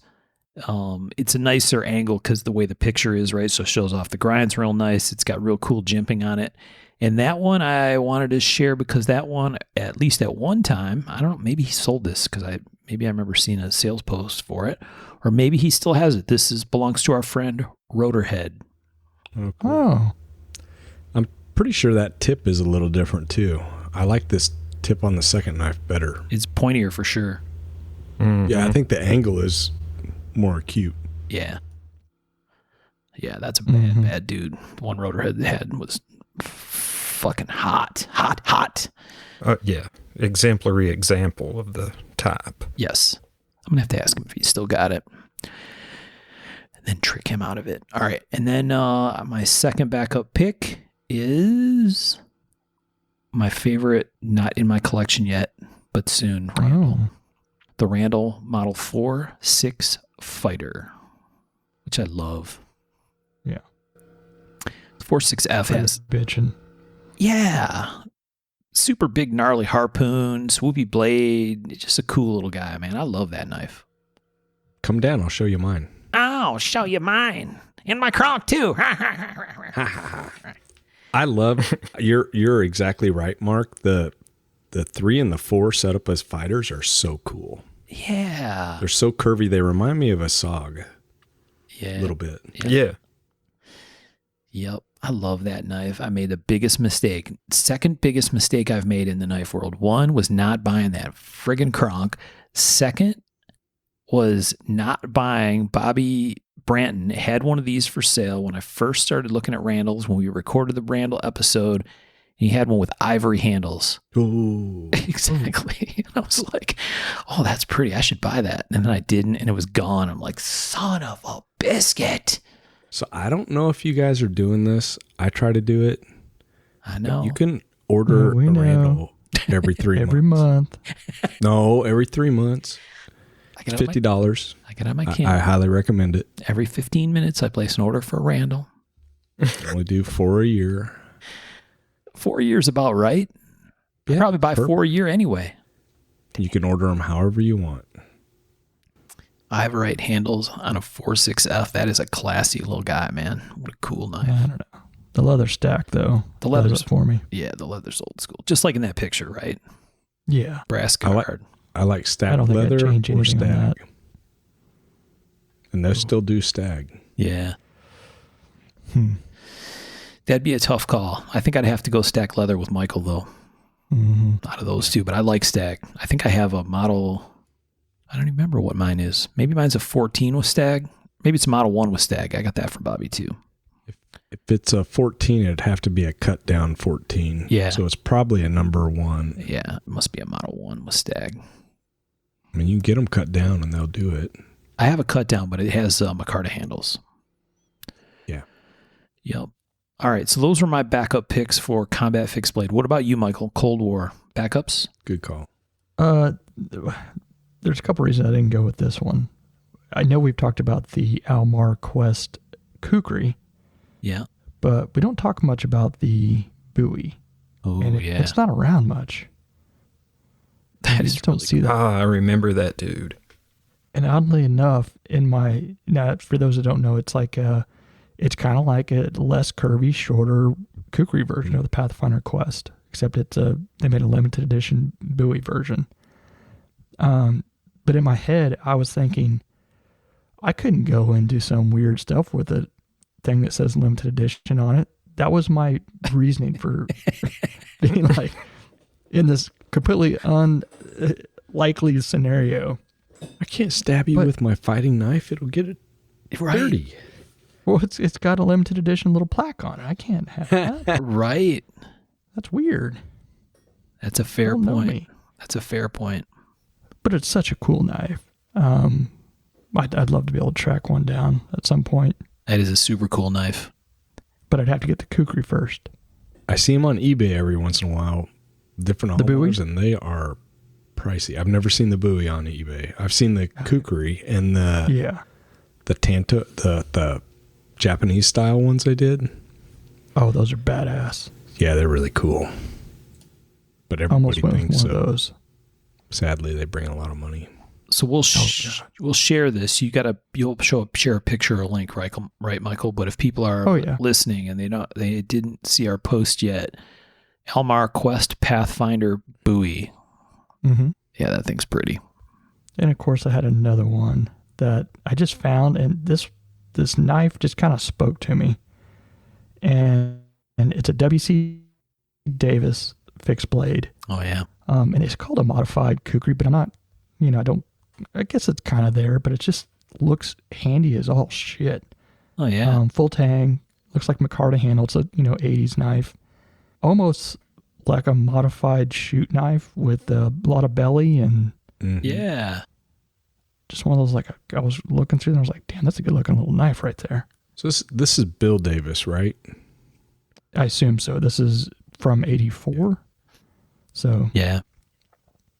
So and when I military worked finish. What's that? when I worked for AG, Bill was doing work for AG also. So I got to know him pretty well. Nice. He made all the Morseth folders back in the day. Huh. Ooh. Really cool guy. His wife actually made my sheaths for quite a while. That's Wow. awesome. She made the Morseth sheaths for ever. Huh. Wilma. Really, Wilma. I think that was her name. Check that out. That was my grandmother's name. Maybe not. It's been 20 plus years, but yeah, I think that was her name. When my son was little, he would go into my grandparents' house and he would yell, "Wilma, I'm home!" Like Fred Flintstone. Yeah. I always thought that was funny. That is a good looking At some knife. point, yeah, we'll have to do a little mini, of the W.C. Davis stuff. Oh yeah, A lot of cool pieces out there. little history mini kind of thing. Mm-hmm. Yeah. Yeah, that's when that picture came up, the first thing that struck me was shoot knife, like you said, right? Mm-hmm. Kind of got that feel to the blade, but then Kukri, and I'm like, Kukri? I'm like, yeah, okay. Definitely has a little Yeah, sure. Kukri-ish thing. It's kind of stubby version, right? But it's cool. Yeah. Oh, that's a really, really neat knife. I like it. Excellent backup pick. Thank you. Sean, what about you? Would you have any backup fixed blades? Man, it's tooting my own horn, but I would. Uh-oh. My Hessian combat knife is really the one that I would want if I was in a bad situation. I got total faith in that knife, and I'm fucking proud of that design. Which one? The Hessian. Oh, yeah. So Solid pick. Yeah. I actually do have a backup. Oh, now all of a sudden he's got a Tomcat. Oh, yeah. Uh-huh. No. That piece is awesome, Sean. Well, I thought of this, man. I love that, Sean. But Thank you. your pick kind of reminded me that I thought of this one. Bob Dozier used to make a knife called the Lightweight Ranger. It was hidden tang fighter. They were super cool. I haven't seen one on the secondary market ever. Yeah. And I can't even find a picture of one anymore. Part of the reason I didn't go with it, but he makes the Ranger, which is a full tang, but the hidden tang one was like half the weight and really cool. If anybody sees one, really cool knife. That the one you sent us, Sean, the Hessian is like a German mercenary Hessian, Hessian. Exactly. Yeah. Yeah, man, it was basically kind of an evolution of the Partisan that I worked on with a buddy of mine who's was a PMC. Okay. And I mean, it's a fucking combat knife. Yeah, I was gonna say it looks blade heavy and ready to rock. Yeah, it's 1/4-inch 3V and Sean, you hell bent for stout. you need to make more fixed blades, Sean.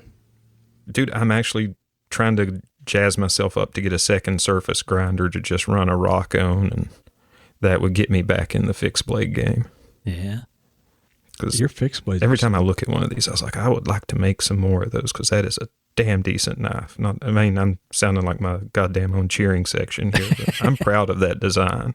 Why do you need a surface grinder?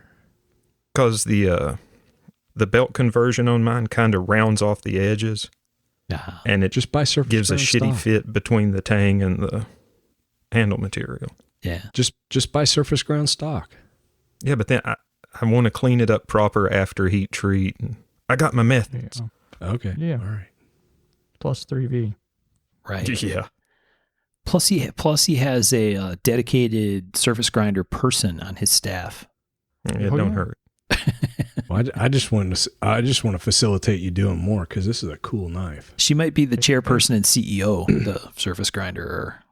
Yeah, man, Look if at you didn't that. notice in the pic, the little bit of back edge on the front is sharpened. I saw that. Yeah, I'm trying And to that's a figure flat out- grind on that edge.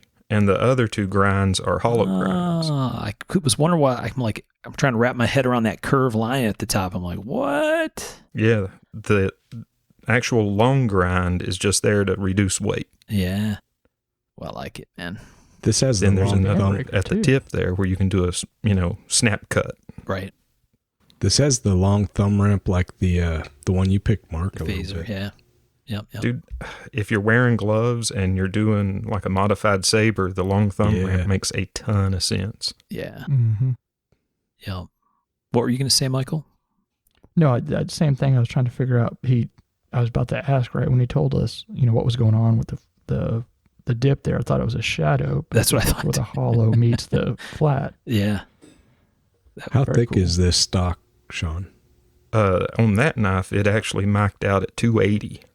Yeah, it looks like it's got some meat in it. It's a house. Yeah, man. All right. Well, you got 3 of them sold. I'll probably buy you a surface That you grinder. made like Man, I 5 found steel a wool used I found a used equipment company up in Cincinnati, and they have an embarrassment of pretty decent used surface grinders. Yeah. Because I'm looking really hard. CNC. Do what? Everybody went CNC surface grinders, so all the good like Brown and Sharps and stuff are available. Shit, yeah. Yep. Dude, they've got an upsize of the same model of Brown and Sharp I have that's full hydraulic on the X and Y axis. And I think it's sub 10K. Yeah. Check out when I worked for Dozier, I think we had an Atlas, and it was a good machine. Yeah. Maybe it was, I think that's what it was. But any of those old hydraulic machines work great. No, I think it was a Dual.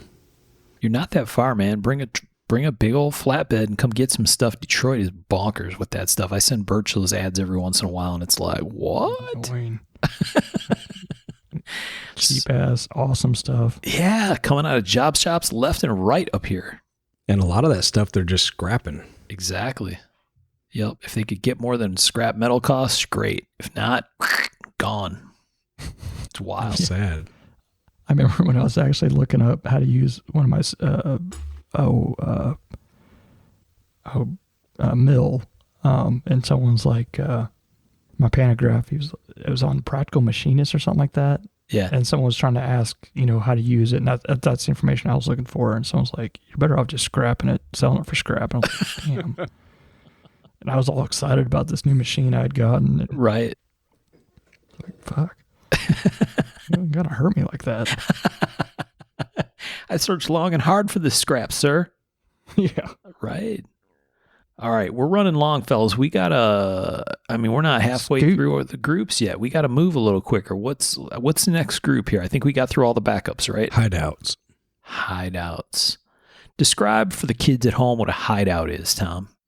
Basically, it's going to be a smaller knife that you can carry discreetly, just kind of undercover. The OSS daggers that we've talked about in the past would be an excellent example of that. Okay.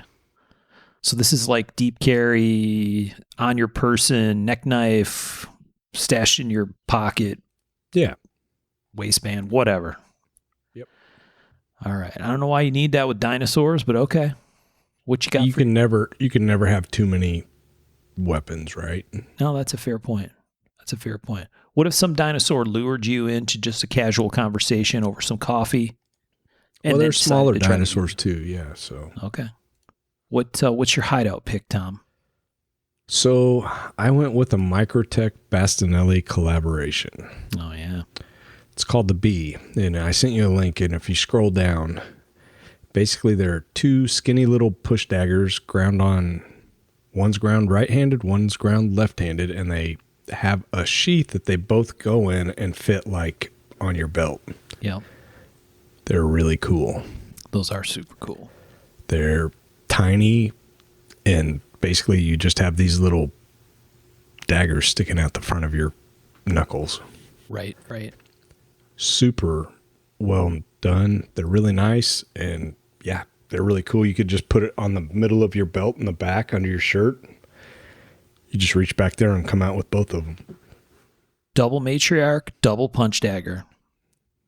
These are really cool. I got to handle these in Texas, and I was pretty much blown away. Yeah. No, those are super cool. Are they doing those with another blade shape also? I've only seen them with this push dagger and the set. You're thinking more of a straight daggery shape, Sean? No, dude, I could have swore I saw one that was a Tonto, but my mind might be playing tricks on me too. Yeah. They might. I don't know. I've only seen it like that. I don't want to put out piss poor information. Yeah. No, that's cool. Bastinelli's a good guy too. Love his stuff. Yep. Same.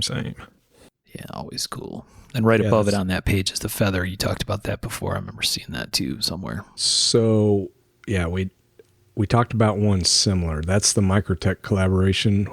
He's done like the scalpel type stuff. Yeah.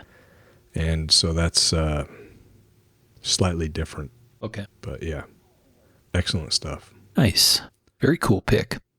All right, let's see here. I'm going to give you mine. I went back and forth between my main pick and my backup pick, but the main pick, this is just such a cool piece. I don't even know what model this is. This is a Strider titanium knife.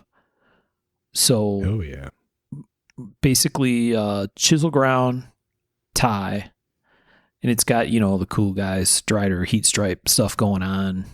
Probably carbonized on the back edge. I don't know. I didn't see the backside picture of it, but definitely a super lightweight setup with what looks like a neck knife type sheath or a under the arm, type setup.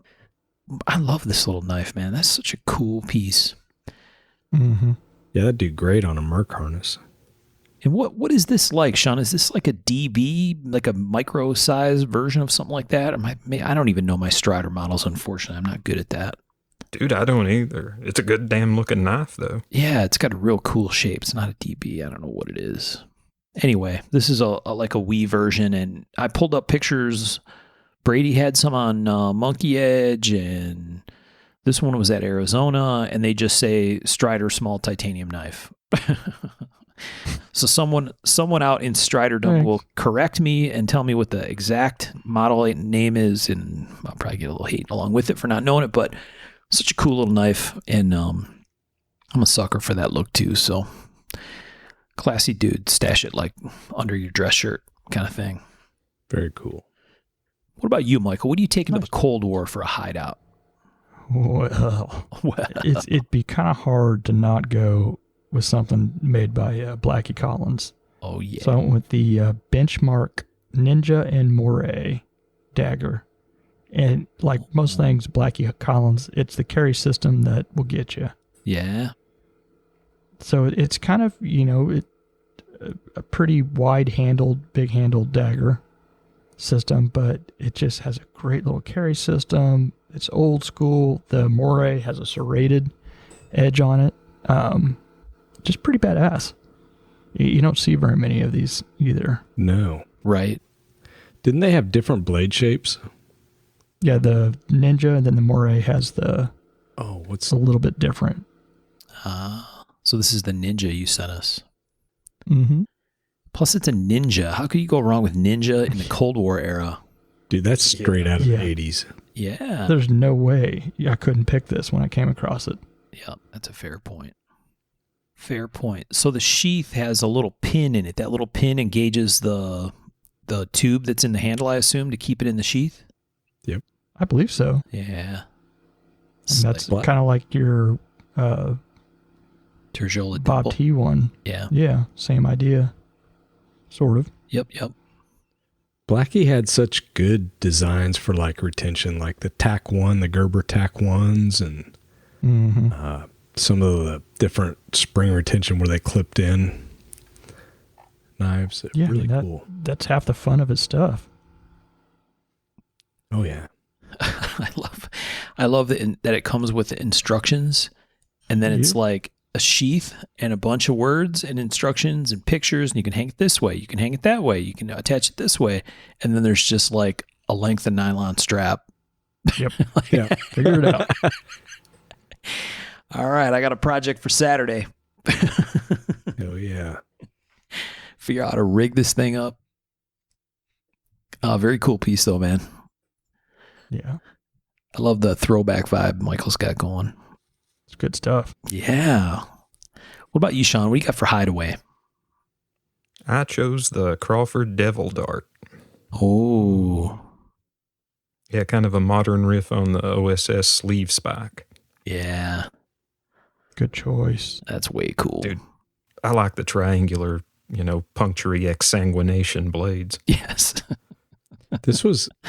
These are really cool. I always thought they were really neat as far as like, this could also be from the 80s for Michael. Mm-hmm. But oh, yeah. The Crawfords were coming to the New York show for quite a while there. And he had a bunch of these on the table, and we all ended up buying one. Oh, wow. Legit, you could jack somebody's business up with one of these. Oh, heck yeah. Yeah. I always wanted to have a bunch to throw. Yeah. Well, hell yeah. Yeah. It was hard not to pick some of the Crawford stuff because I feel like we've talked about them enough that I was kind of like, I got to kind of stay away a little bit. Mix it up, yeah. And maybe because I think I just talked about them in another podcast episode or something, but I was kind of like, I better stay away. Yeah. But man, it's tough. So many cool pieces. Yeah. Well, I mean, in the late 80s, early 90s, that was it. Like, you remember Benchmade did was it the leopard cub or something? Mm-hmm. Yeah. The leopard and then the leopard cub, 2 different sizes. Yeah, those were great. They were doing a lot of cool stuff. And I think they did a collaboration with Casper, maybe. I don't know. Yeah, the Crawfords did most definitely. Yeah. That was a really cool knife. Weren't the Crawford ones with a bunch of holes? Maybe that's where the leopard name comes in. Yeah. Yeah, that's the With leopard one they were. A K. Yeah, Casper with a K. Yeah. Yeah, when you said Crawford did a thing with Casper, I was like, who's a knife company called Casper? No, it was like a design collaboration. Yeah. Very cool. I had one of the Crawford leopard cubs. It was great. I don't know what I lost it, but This kind of sucks. I bet more people have handled a Crawford or had one in their collection than they realize with the Sierra KT stuff. Heck yeah. Oh, yeah. Yeah. Yep. Prolific. Great pick, Sean. Yeah, real cool. This one looks like it's got a little diamond drag Crawford logo on it. That's super cool. Super cool. Love it. And the knurling's just clean. Yeah, it was just That knurling sucks ass. yeah. Knurling done right. Cutting, Beautiful. forming knurling. Right. Yeah, their Kydex works good too. Mm-hmm. Really cool, man. All right, what about hideout backups? What you got? Tom, do you have a backup for hideout? I do. It's actually a knife that I just purchased Uh-oh. at Texas. Okay. Just sent a link. It is the Bastinelli Tellium. Oh, yeah. Tellum. And this is a great little hideout knife. It's like hidden tang, so super lightweight, full size handle, but the blade is, short, like 2 inches or so. It says 3-inch blade, but that ain't 3 inches, I can tell you. I mean, Maybe Just stop past there. the base. yeah, I'm not gonna. We'll just leave it there. Anyways, cool knife. I really like it. I think you mentioned this in the Texas minisode, right? Yeah, Oh, yeah. That is that's why I life. stuck it as a It's a backup. good look But in design. Yeah. dude, it feels great in the hand. Yep. And when you hold it, you know what to do with it. Like, it's no joke. Yep. All right. Going with my classy guy pick. I know I just love this shape. Oh, yeah. I went with the Blackwood Henchman. Oh, yeah. That's a cool throwback. Neil made Yeah. so many cool designs back in the day. Absolutely. Yeah. I'll be honest, I really miss his work. Yeah. Yeah. There's some of the really cool stuff that he did. A lot of cool curves and I don't know. Yeah, it was a huge inspiration for me early on, and actually a big help. Like, I don't know if you remember his knives, but so many of them had crazy recurves, and Yep. Mm-hmm. I actually called him. I'm like, "Hey Neil, help me out. I cannot grind a recurve," Oh, wow. and he walked me through it, and I figured it out. Yeah. That's real cool. I love this is a really cool example, right? He's got a whole bunch of different little hole patterns and all kinds of stuff on this thing, but that shape I love. It's very shark-like. Oh yeah, I love the Yeah. henchman in all forms, with scales, without. Yep. Slim little guy. So for the people at home, this one's skeletonized handle, kind of drilled out. Like I said, very shark-like shape to me, but I think very clearly meant to be a stash it away little slim guy, right? Oh yeah, So Black great Henchman. pick. You got any backups, Michael, on your hideaway? A real weird one here. An Atkinson boot knife, which is like, it's two pieces to be put together as one knife. What? But when I was looking at it, the more I looked at it, the more confused I kind of got. Because Yeah, right. it looks like, yeah, you're That seeing what don't I'm work. seeing here? Yeah, the if you put it together, Yeah. it's edge up and edge down. Yeah, that's what I was confused by. So you kind of look at it and you think maybe it's got magnets holding it or something, because there's not much information on this. It But it must looks like the ground edge would be against the flat edge. Right. Yeah, the way the picture sits, it must be that the black piece is almost like a liner in between, right? Maybe. Picture doesn't work. I mean, 'Cause it you'd have looks like the flat side is ground. I don't know.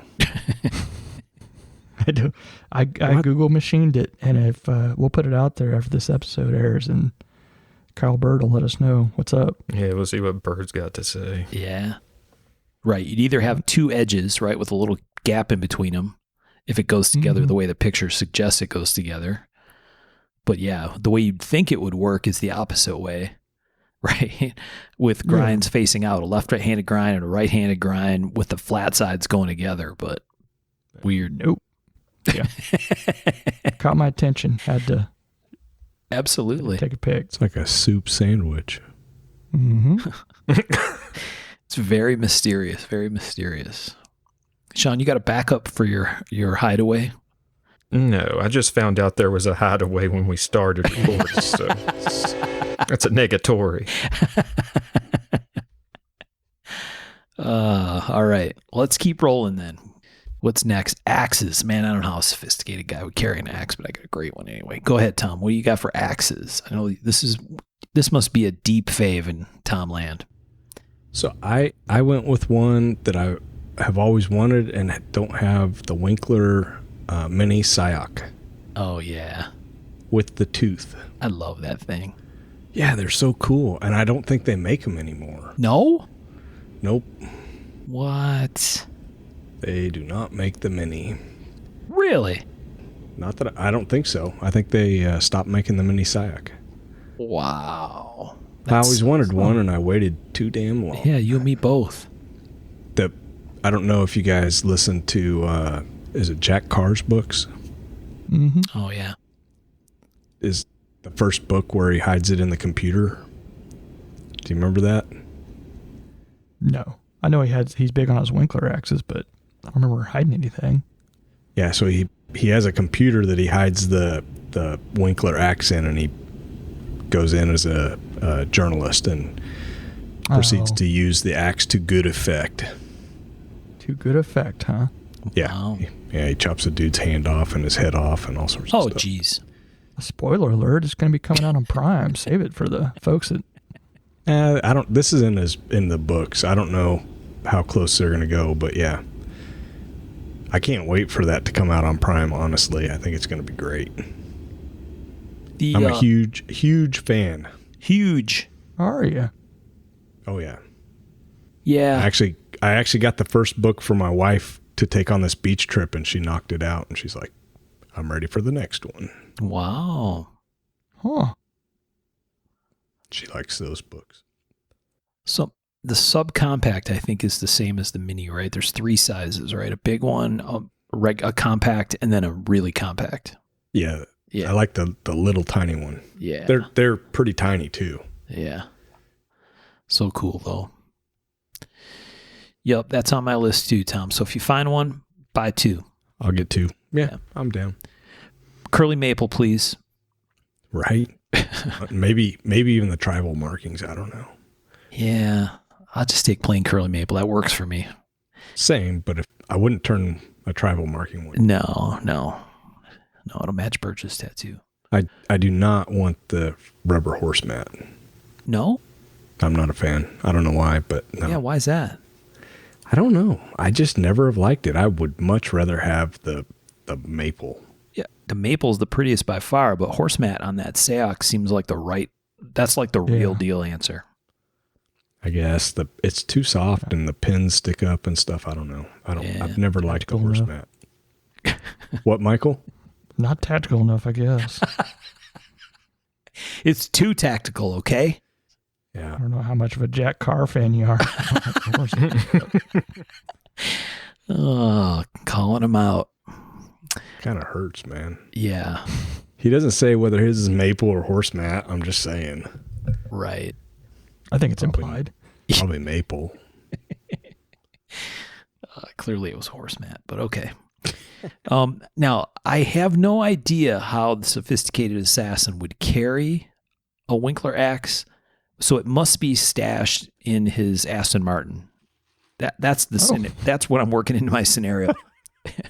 So when I need the axe, I'll just reach into the Aston Martin, and right next to the machine gun control and the smoke bombs and the ejector seat, I'll grab this, which I have one of these, so this is cheating, but the Naval Special Warfare Winkler, which is fantastic.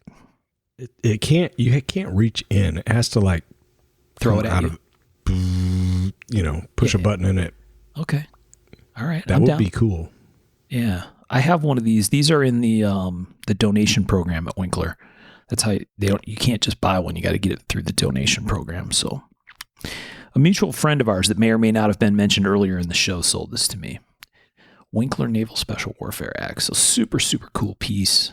I love this thing, man. Yeah, it's awesome. Yep. Mine looks Isn't there another one that you have to donate to get, like the Wild Bill or something? Or... There's like 4 or 5 of them. Another one of them's my backup pick. You'll like it. But I'll get there eventually. Okay. But anyway, so that's two out of 4 Winklers. I was sure you were going to pick a Hoffman. I'm like, if Tom says Hoffman, I'm going to throw my microphone out the window. He doesn't really do tactical. Yeah. I mean, I guess the fire axe could be, but not really, no. You might need to carve a tactical spoon or something, man. Come on. Tactical just means what you stick it in. I think it doesn't matter. That's true. Yeah. My double bit one, I could definitely tactical. Jack somebody up with. Yep. Okay. That's 2 Winklers. What do you got, Michael? You can't do Winkler if you're doing Cold War. No. The 80s are pretty dry for axes. That's for damn sure. Wasn't there a SOG axe? Oh, yeah. You had your SOG axe. You had your Vietnam whatever axe. But, I mean, come on. That is actually a pretty cool axe, though. They're very cool, but we've talked about them. They're very obvious, so I had to go digging deep. Last of the Mohicans. So I had to find the Lyle double bit from... It wasn't used in Rambo, but he built it for Rambo. Yeah, look at that thing. Definitely more of a throwing axe looking thing. Pretty funky. Super funky. Dude, that is really cool. Yeah, pretty neat though. Like I said, pickings were slim. Dude, I'm telling you, you did your homework on this one. You understood the assignment. I went for You it. had fun, didn't you? You had a lot of fucking fun. A lot of the usual shit, looking through books. This one stressed Michael out. It wasn't that fun, I don't think. I mean, he said it wasn't fun, but looking this stuff up must be fun for sure. But that part's fun. It wasn't the right time for spending time. Same. Didn't I pick a Lyle axe for something recently? I know I did. Yeah, the integral. It was an integral axe, wasn't it? Yeah. Like a hatchet? It was a hatchet that looked like it was supposed to be a double bit that got chopped off at the back. I know we... And had documentation. Yeah, right. Awesome. I love that. I love the caption. You got to save this picture so we can post it. This is the short double-bitted axe Sylvester Stallone will not have in his Rambo the Personal Mission kit. I love that. Tom, you should put that in one of your posts tomorrow. Hey, fellas, I have 5 Have It Your Way Hydras. They will not be in the Rambo 2 kit. Well, it's like every book in the 80s here had like the First Blood version. Yeah, right. Chapter of everyone's survival knife. Yep. And some pretty cool versions. Yeah.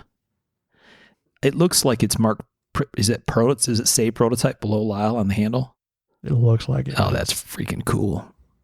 The star thought he was carrying enough. Come on, Sly. Yeah. Damn. How you going to pass on a funky ass Lyle double bit? Could add a little more weight on there. Dang. All right. What do you got, Sean, for your axe pick? That's awesome, Michael. I like that. I went for the Winkler Medic axe. Wow. 3 Winklers. Yeah, who'd have thunk it? I'm not even surprised. But all of them were different. Yeah. Yeah, and my main thing on this one is with urban combat. A big part of it is gaining access to structures. Yep. And man, that's what that dude's made for. I mean, it's a small breacher's axe. Yeah. This fits your scenario to a T. Exactly. Yep. Great choice. Yep. Perfect choice for what you're doing, right? Urban survival with the can opener on the end and the whole deal. Yep. That's awesome. I almost picked the rescue axe. And then I'm like, sophisticated assassin doesn't rescue anyone. He's putting mofos in the ground. So I didn't, but I love the rescue. I mean, it's kind of the same sort of thing, right? Just with a bigger hole in the head. So not as much mass in the head. So very close cousin to that one. Yeah, good wow, pick. 4 Winklers. Tom, do you have a backup axe or no? I do not. No. So my backup was another donation program Winkler. So that's 4 Winklers just to make sure we're keeping score. This one is too cool. Where do you see that information, like on their website, Mark? You don't. Okay. I don't think it's necessarily supposed to be secret, but it's not out there. You got to have like information. So I have a flyer I can send you. Okay. But it lays out all the different donation program axes. This is one that was designed for the Army called the Army X-Ray Axe. So the Winkler nerds will know this one for sure because it's got such a cool sort of like S-shaped handle with a big old hawk head on it. Oh, that is cool. Yeah, that's sexy, isn't it? Mm-hmm. Yeah, that's just cool looking. There's a badass one that's like a battle axe. That might be the one you were thinking of. Like they call it a boarding axe or something. What's the curve for? Is there a reason or just for looks? Or I don't know. Don't know. I don't know. I'd bet $1 there's a reason for it. Yeah. Yeah, you'd think sure. so. I'm sure. It's got a pretty good length handle on it. I know that. Mm-hmm. I think it's interesting that we went with Winklers, and for me, part of it was and Lyle, correct. But I mean, the three of us that did, I think part of it for me is we've hit RMJ pretty hard, and Winkler really does some great combat axes. So, oh yeah, for me, it was an easy go-to. Yeah, it's an obvious pick, but it's going to get harder from here out because we just basically picked every single Winkler axe for this episode. So we just screwed ourselves, but whatever. We're going to have to start breaking the retread rule or something. What is this picture you just sent us? Oh, wow. Yeah, $100 Walker. Mike Walker sells this folding scalpel and calls this a folding scalpel, and it sells for $100. Oh my gosh. Time machine. We need a time machine. Yeah, right. I thought the thumb thing is the biggest, lowest angle type of opener you can do. Yeah. Very cool. That is super cool. Sean, did you have a backup axe? Yeah, I did. I wasn't fully willing to commit to it. It's one I would like to try out to make sure that it's not a jack of all trades and master of none. Yeah. But it has potential for a breaching axe. Absolutely. And it's the Gerber downrange tomahawk. And it's as much a pry bar as it is an axe. Right. I'd love for you to try one of them out. That hole in the blade always makes me nervous, but I'd love to see how this performs. Yeah, dude, it does me too, but it makes sense with how it's there. With getting leverage on that fucking pry bar end, you should actually be able to pop some shit. Yep. It looks pretty solid. And then the hammerhead looks really great. Do you know they ship them unsharpened? What? Yeah, they ship them unsharpened. Really? Yeah, no shit. What's the reasoning? Because it's supposed to be for breaching and just busting up drywall and shit. It's what they said. Wow. That's weird. I mean, I'd have to sharpen it. I'm not having a goddamn axe that don't have an edge on it. For fuck's sake. Yeah, I don't. But it has potential. Interesting. Yeah. Yeah. And the carry system's pretty cool too. Dude, it ain't cheap. I just saw the price. What? Oh yeah. How much is it? Price? Oh, $300. Gee whiz. Oh. That's kind of interesting. Wow. You give that a shot. If you open that link I just sent, Sean, that's the Winkler Rescue Axe. It's that same kind of idea. The hole in the head is real big to give you lots of leverage on the can opener. Yeah, sign me up for that guy. That's what I'm saying. I know that'll work, and it's getting shipped sharpened. Yes. No, you picked your Gerber. I wasn't aware the other existed. Get back in the car. I thought the Gerber was your backup. This was your first, right? Yeah, the Winkler Medic Axe was my first pick. Oh, okay. Oh. I mean, they're pretty similar. They are. Yeah. If I'm spending $300 on a Gerber, I'm going $750 and getting a Winkler Rescue Axe. I'm just saying. Yeah. Mm-hmm. Which I think you can get these for like $185. Yeah, right. You know, If I'm spending $185 for a Gerber, I'm going to spend $750 for. Yeah. Unsharpened, no less. That's wild. That's an interesting fun fact, Sean. Yeah. All right, so let's hit the last bucket here. Describe what this is, Tom. The last category. Really, it's kind of any other weapon, right? So it seems like in the EDC community, there's been a lot of NUCs and SAPs and weird different stuff outside of knives, and it's still in our community. So I was like, well, let's throw that in. Let's do any other weapon. So yeah, that's it. Catch all. The rest of the shit. Yeah. Nice. I'm going with the Glock 48. AKA the gun category. I figured you were going with the Beretta 71, so. Yeah, wow. The Glock 48. For people that aren't familiar with all the Glock architecture, what's a 48? 48 is a single stack 9. And I was just joking. That's not really what I'm going with, but that is what I prefer to carry. That is my preferred carry. Yeah. It's basically a single stack 19, but with shield mags, you get 15 rounds. So it's perfect. Nice. So what is your actual pick? So I've got two. My actual pick is kind of funny. I went with the RMJ. I don't know if you saw this at Blade Show, but they had a Mayan war club, and it was cool. Yeah, we talked about that. That's way cool. Mm-hmm. It was like everybody that picked it up, I think, got cut. It was just nasty. I mean, it was like you could realize all of a sudden that if there's several thousand Mayan warriors running at you with those things, you're in trouble. This had steel blades, obviously, but the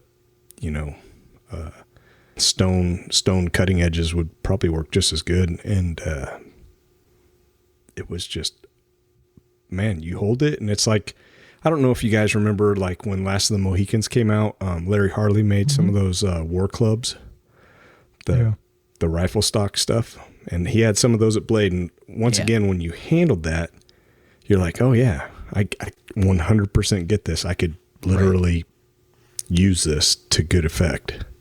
Yeah. So I really thought that was pretty cool. A pretty cool thing that Ryan did. And I've seen other people doing it now. And as usual, Ryan drives the industry. So that's my first pick. Aztec War Club. I like it. That's a good anti-dinosaur weapon, though. No doubt. You can swing that thing. And well, yeah. Well, I just came up with the dinosaur thing after. So I mean, let's be honest. I didn't do my homework. It's been a crazy couple of weeks, but too funny. I didn't do nearly as good a job as any of the rest of you, and Michael pretty much is getting the A+ on this. Yeah. Yeah, there he is. Victory lap. What else you got? I know usually you have like a sea trunk full of extra items. So I've got two extras.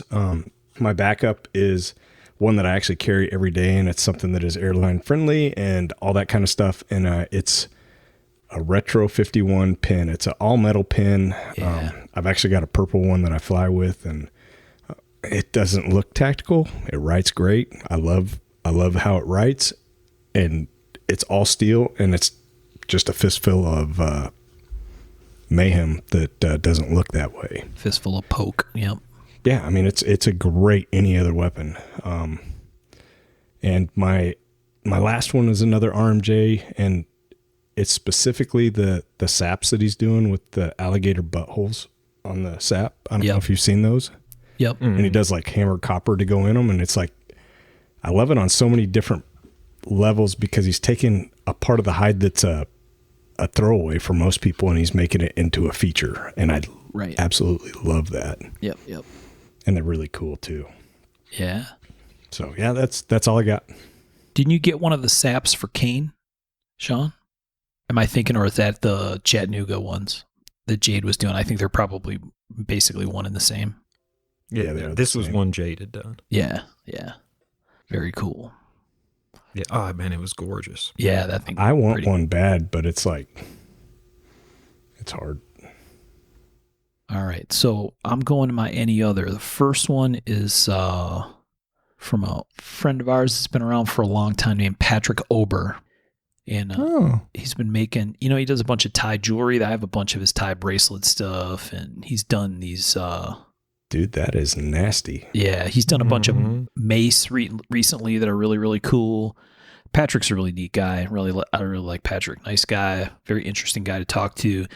This is a Marlin Spike. He's had a few of them. I think he had some on his website. This actually was available, and I need to buy it before it publishes. But yeah, nice little slim Marlin Spike you can stick in your sophisticated assassin suit coat for stab you in the eye socket business that you need to do.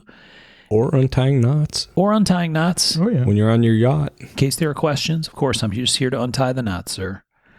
And then this one isn't as pretty, but I'm sure Les could shoot laser beams at it and make it nice. This is one of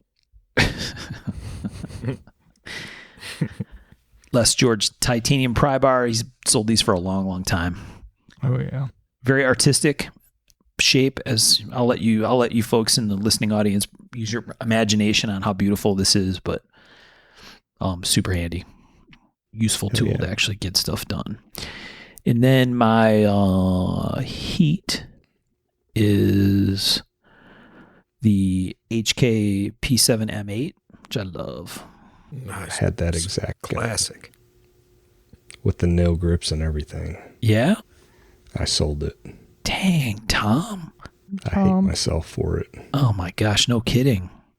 That thing's beautiful, man, with the wood grips. This one's a P7 M8, Germany roll stamp, wooden grips, just beautiful. Beautiful little gun.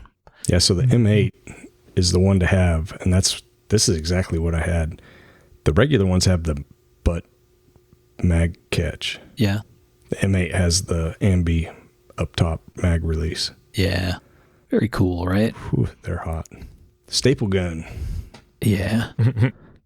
And then Sean and I were talking the other day, and I talked about this. So this is in my ankle holster, the Rorba R9, another throwback old school piece. It's a punchy one. Yeah. What happened to them? I know Remington made like the 380 version for a while. Don't know. I don't. They're not around anymore. Yeah, I mentioned those were cool. When Sean and I were talking, a mutual friend of ours, Keith, had one of these for sale for a long time with a bunch of extra parts and grips and recoil springs. Apparently, they ate recoil springs like crazy because they're so. Yeah, I think you had to change them every 250 rounds. Exactly. So that's in my ankle holster, and then because I'm a large man, this is in my suit coat. Oh yeah, that's sweet. Little another HK.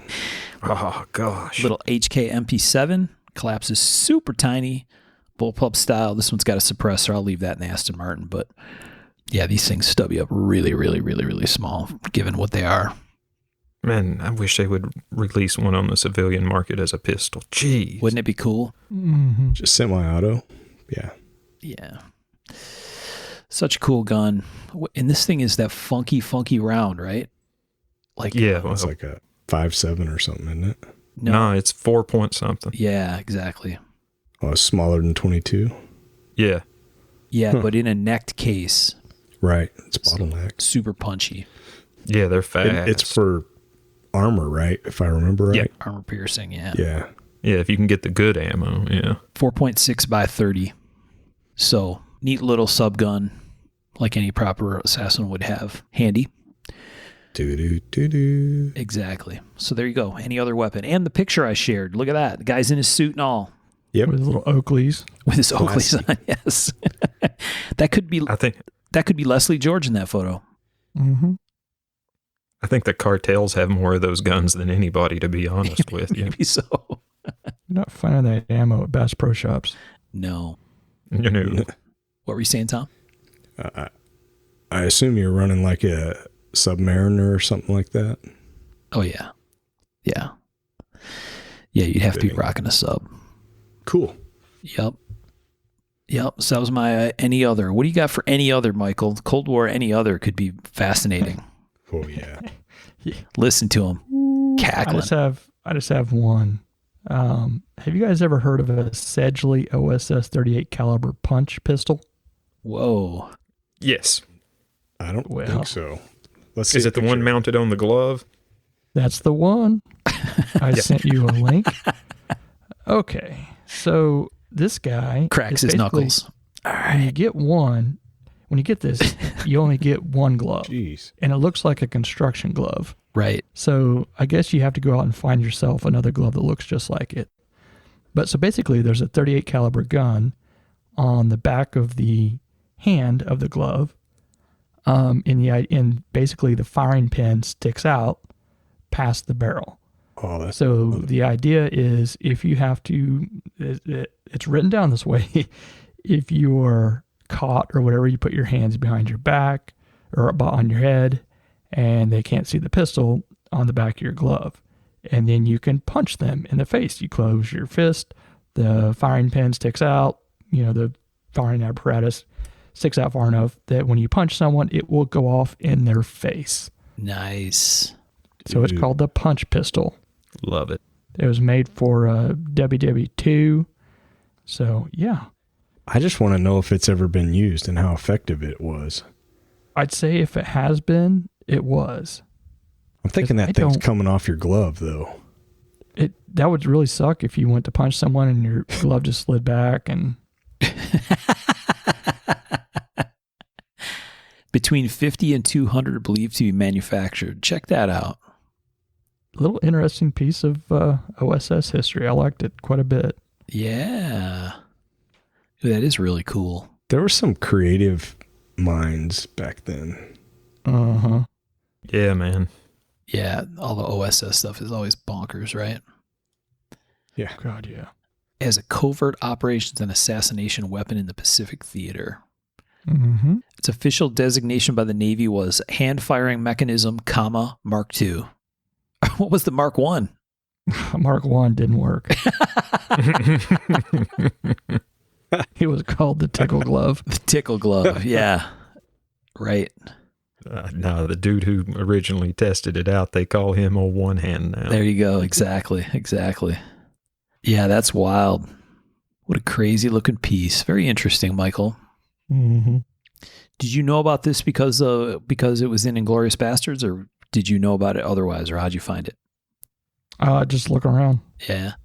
I was just looking for Cold War weapons and just whatever I can Google and find. And this one popped up and said, oh, shit. Right. So if people want to look this up, this is Sedgley, Sedgley OSS 38, or the Sedgley fist gun. Very cool. Oh, I didn't even realize it was in Inglourious Bastards. It's been a bit since I've seen that one. Nice. That and my memory. Nice pick. What about you, Sean? What do you got for other? I got two, and my first one is the quietest of quiet weapons. It's a JSP Blade Rigger V-Jar, which is a garrote. Yeah. Right. I have one.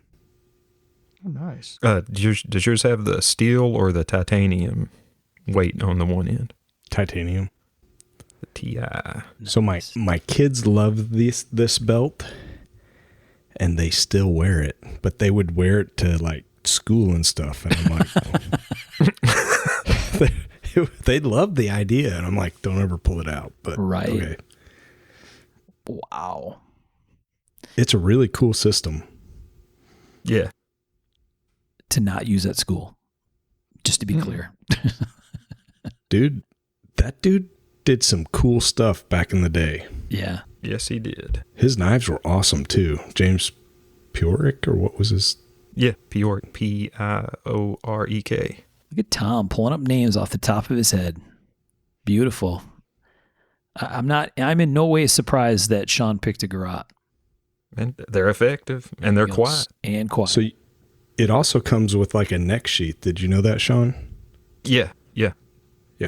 Pretty cool. I remember when they first came, like I was big into his stuff when he was still active. How did the neck sheath work? Yeah.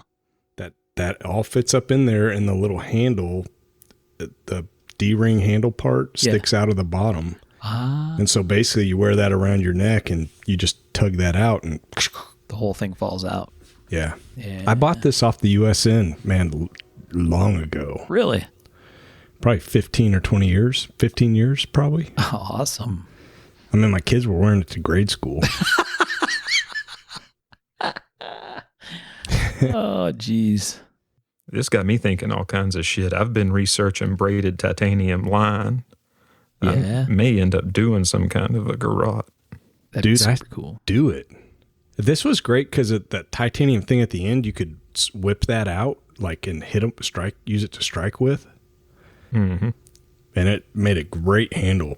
Like, you could torque somebody's neck with that thing. Yeah. Innovations in aggressive, choking a fool out. Dude, I've been thinking about it a lot because I was talking with Les about something, and he sent me some pages from a book. And this SOE commando was describing the one time he had to garrote somebody. And he finished it by saying he hoped he never, ever had to do it again. Oh, it was the most awful thing he had ever done. I can only imagine. And I was like, if you got a cat like that saying that it was awful. Yeah, exactly. It's pretty heinous. Yeah, it's super effective, though. I mean, this wouldn't be as bad as, like, the piano wire ones. They say the piano wire ones basically would just go right through. About cut your head off. Yeah. Yeah, well, that's what he used, and he said that the dude's head was hanging by the spinal cord. Yeah, they just go straight to the spinal cord. Yikes. And that's why I was looking at the braided titanium line. Yeah, braided tie would be wild. Dude, even monofilament. Some of that heavy monofilament braided stuff. Yeah. Yeah. Sheesh. Like I said, I'm digging around. And then you can anodize it, and then it's in people's pocket dumps, and you can have the garrote drops. Garrote drops. The garrote gang social group. Yeah. Okay, I'm stealing that. That's mine now. All right, you got it. That's mine. The garrote gang.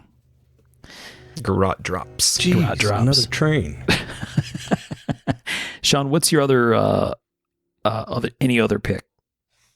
Man, my other pick would be my key to the city. And it's the Mossberg 590 nightstick. Yeah. Yes. You can't do urban survival without the sawed-off pistol grip. I do love the Tootsie Roll pump on that one. Yeah. Oh, dude. Mm-hmm. I'm not too keen on the Shockwave. I do really like this one, though. I think that the wood furniture on it really makes it. Yeah. I got Zach one, and I'm pretty sure it's got like a pistol brace on it or something, and it's pretty cool. Yeah. But the wood furniture makes it sexy. Yep. Yeah. I'd have to thread it to put a breaching stand off, but I think I could thread that. Yeah. Have you seen the little lifters you can get for these aftermarket? And I think Mossberg is actually making the 590S now, which is the same thing, where it'll run the mini shells. Oh, really? Yeah, I have seen that. They're really cool. Have you played with the mini shells at all? Not at all, no. You can load like 2-to-1 for regular shells, and the little slugs are freaking nasty, and the buckshot ones are nasty too, and it basically doubles your capacity. Yeah, I know. I was looking at them for my 590, and I think it takes my 590 up to like a 16-shot magazine. Yeah, so you can buy it. I think it's on Amazon. There's a little lifter that will basically make it where you can run the minis or the regular ones. But aren't the minis the setup where they run a suppressor with it? You could. I mean, you could run a suppressor with any of them, but the minis are just, Aguila makes them, and I like them for when I'm like walking the creek with a single shot or something at night for snakes or whatever. Yeah. Because you can carry twice as many rounds and they work just as good. Right. Huh. I bought some for the KSG but never shot it. So they won't cycle through everything. You gotta make sure they cycle, but with the Mossberg 590S, which is their new one, if it has the S designation, it's set up for the minis. Huh. Okay. Good to know. Yeah, that's a good point, Michael. The first time I saw the minis, maybe it was for the KSG. Maybe that's what I'm thinking of. I swear I saw a suppressed shotgun that was running the minis though too. Oh, sure. Yeah. When you needed 25 shoved up in there. Right, exactly. It makes a difference. Yeah. Great boomstick. Yep. Key to the city. I love that, Sean. Oh, yeah. I'll get in anywhere. Without a doubt. And easy to carry on your person. Yeah. Oh, dude, it'll go right on the side of an assault pack, unobtrusive. Yep. 12 gauge slugs are no joke, even if you've got body armor. Yeah, you don't need the tactical baby stroller to haul that thing around. No joke when you shoot it either. Yeah, no shit, especially pistol gripped like that. Exactly. Fuck. Hold on, kids.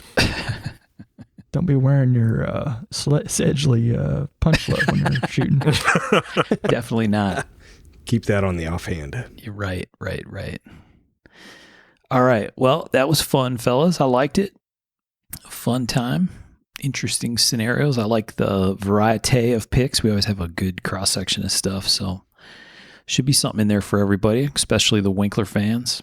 I think it's always interesting how we kind of go at it a different way. Each one of us, are slightly different. We like the same stuff, but we go just slightly different. It's really cool.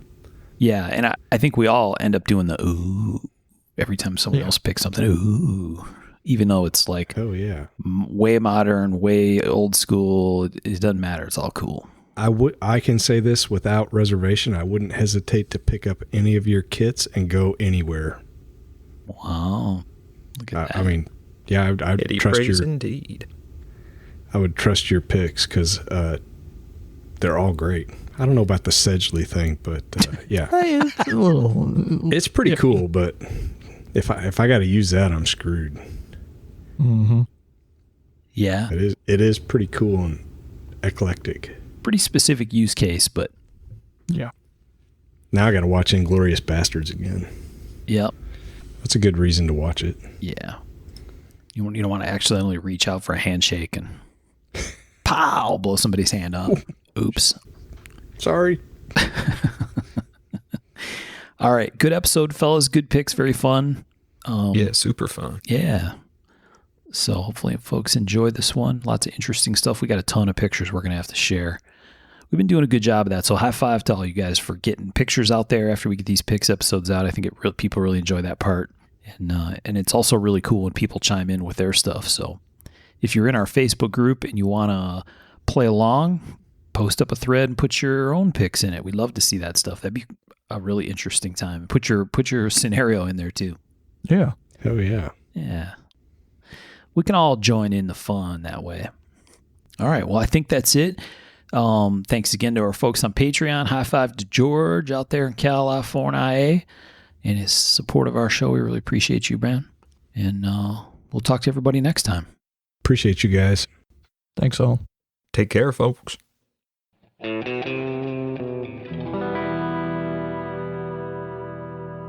To learn more about our makers, you can find Tom Crine on the web at crineknives.net, in his Facebook group, Crine Knives, or in his Instagram account, at Crine Knives. For Michael Birch, check birchtreeblades.com, Facebook group Birch Tree Blade Works, or Michael's Instagram at birchtreeblades. For myself and the Raygun Bead Project, we're on the web at raygundivision.com.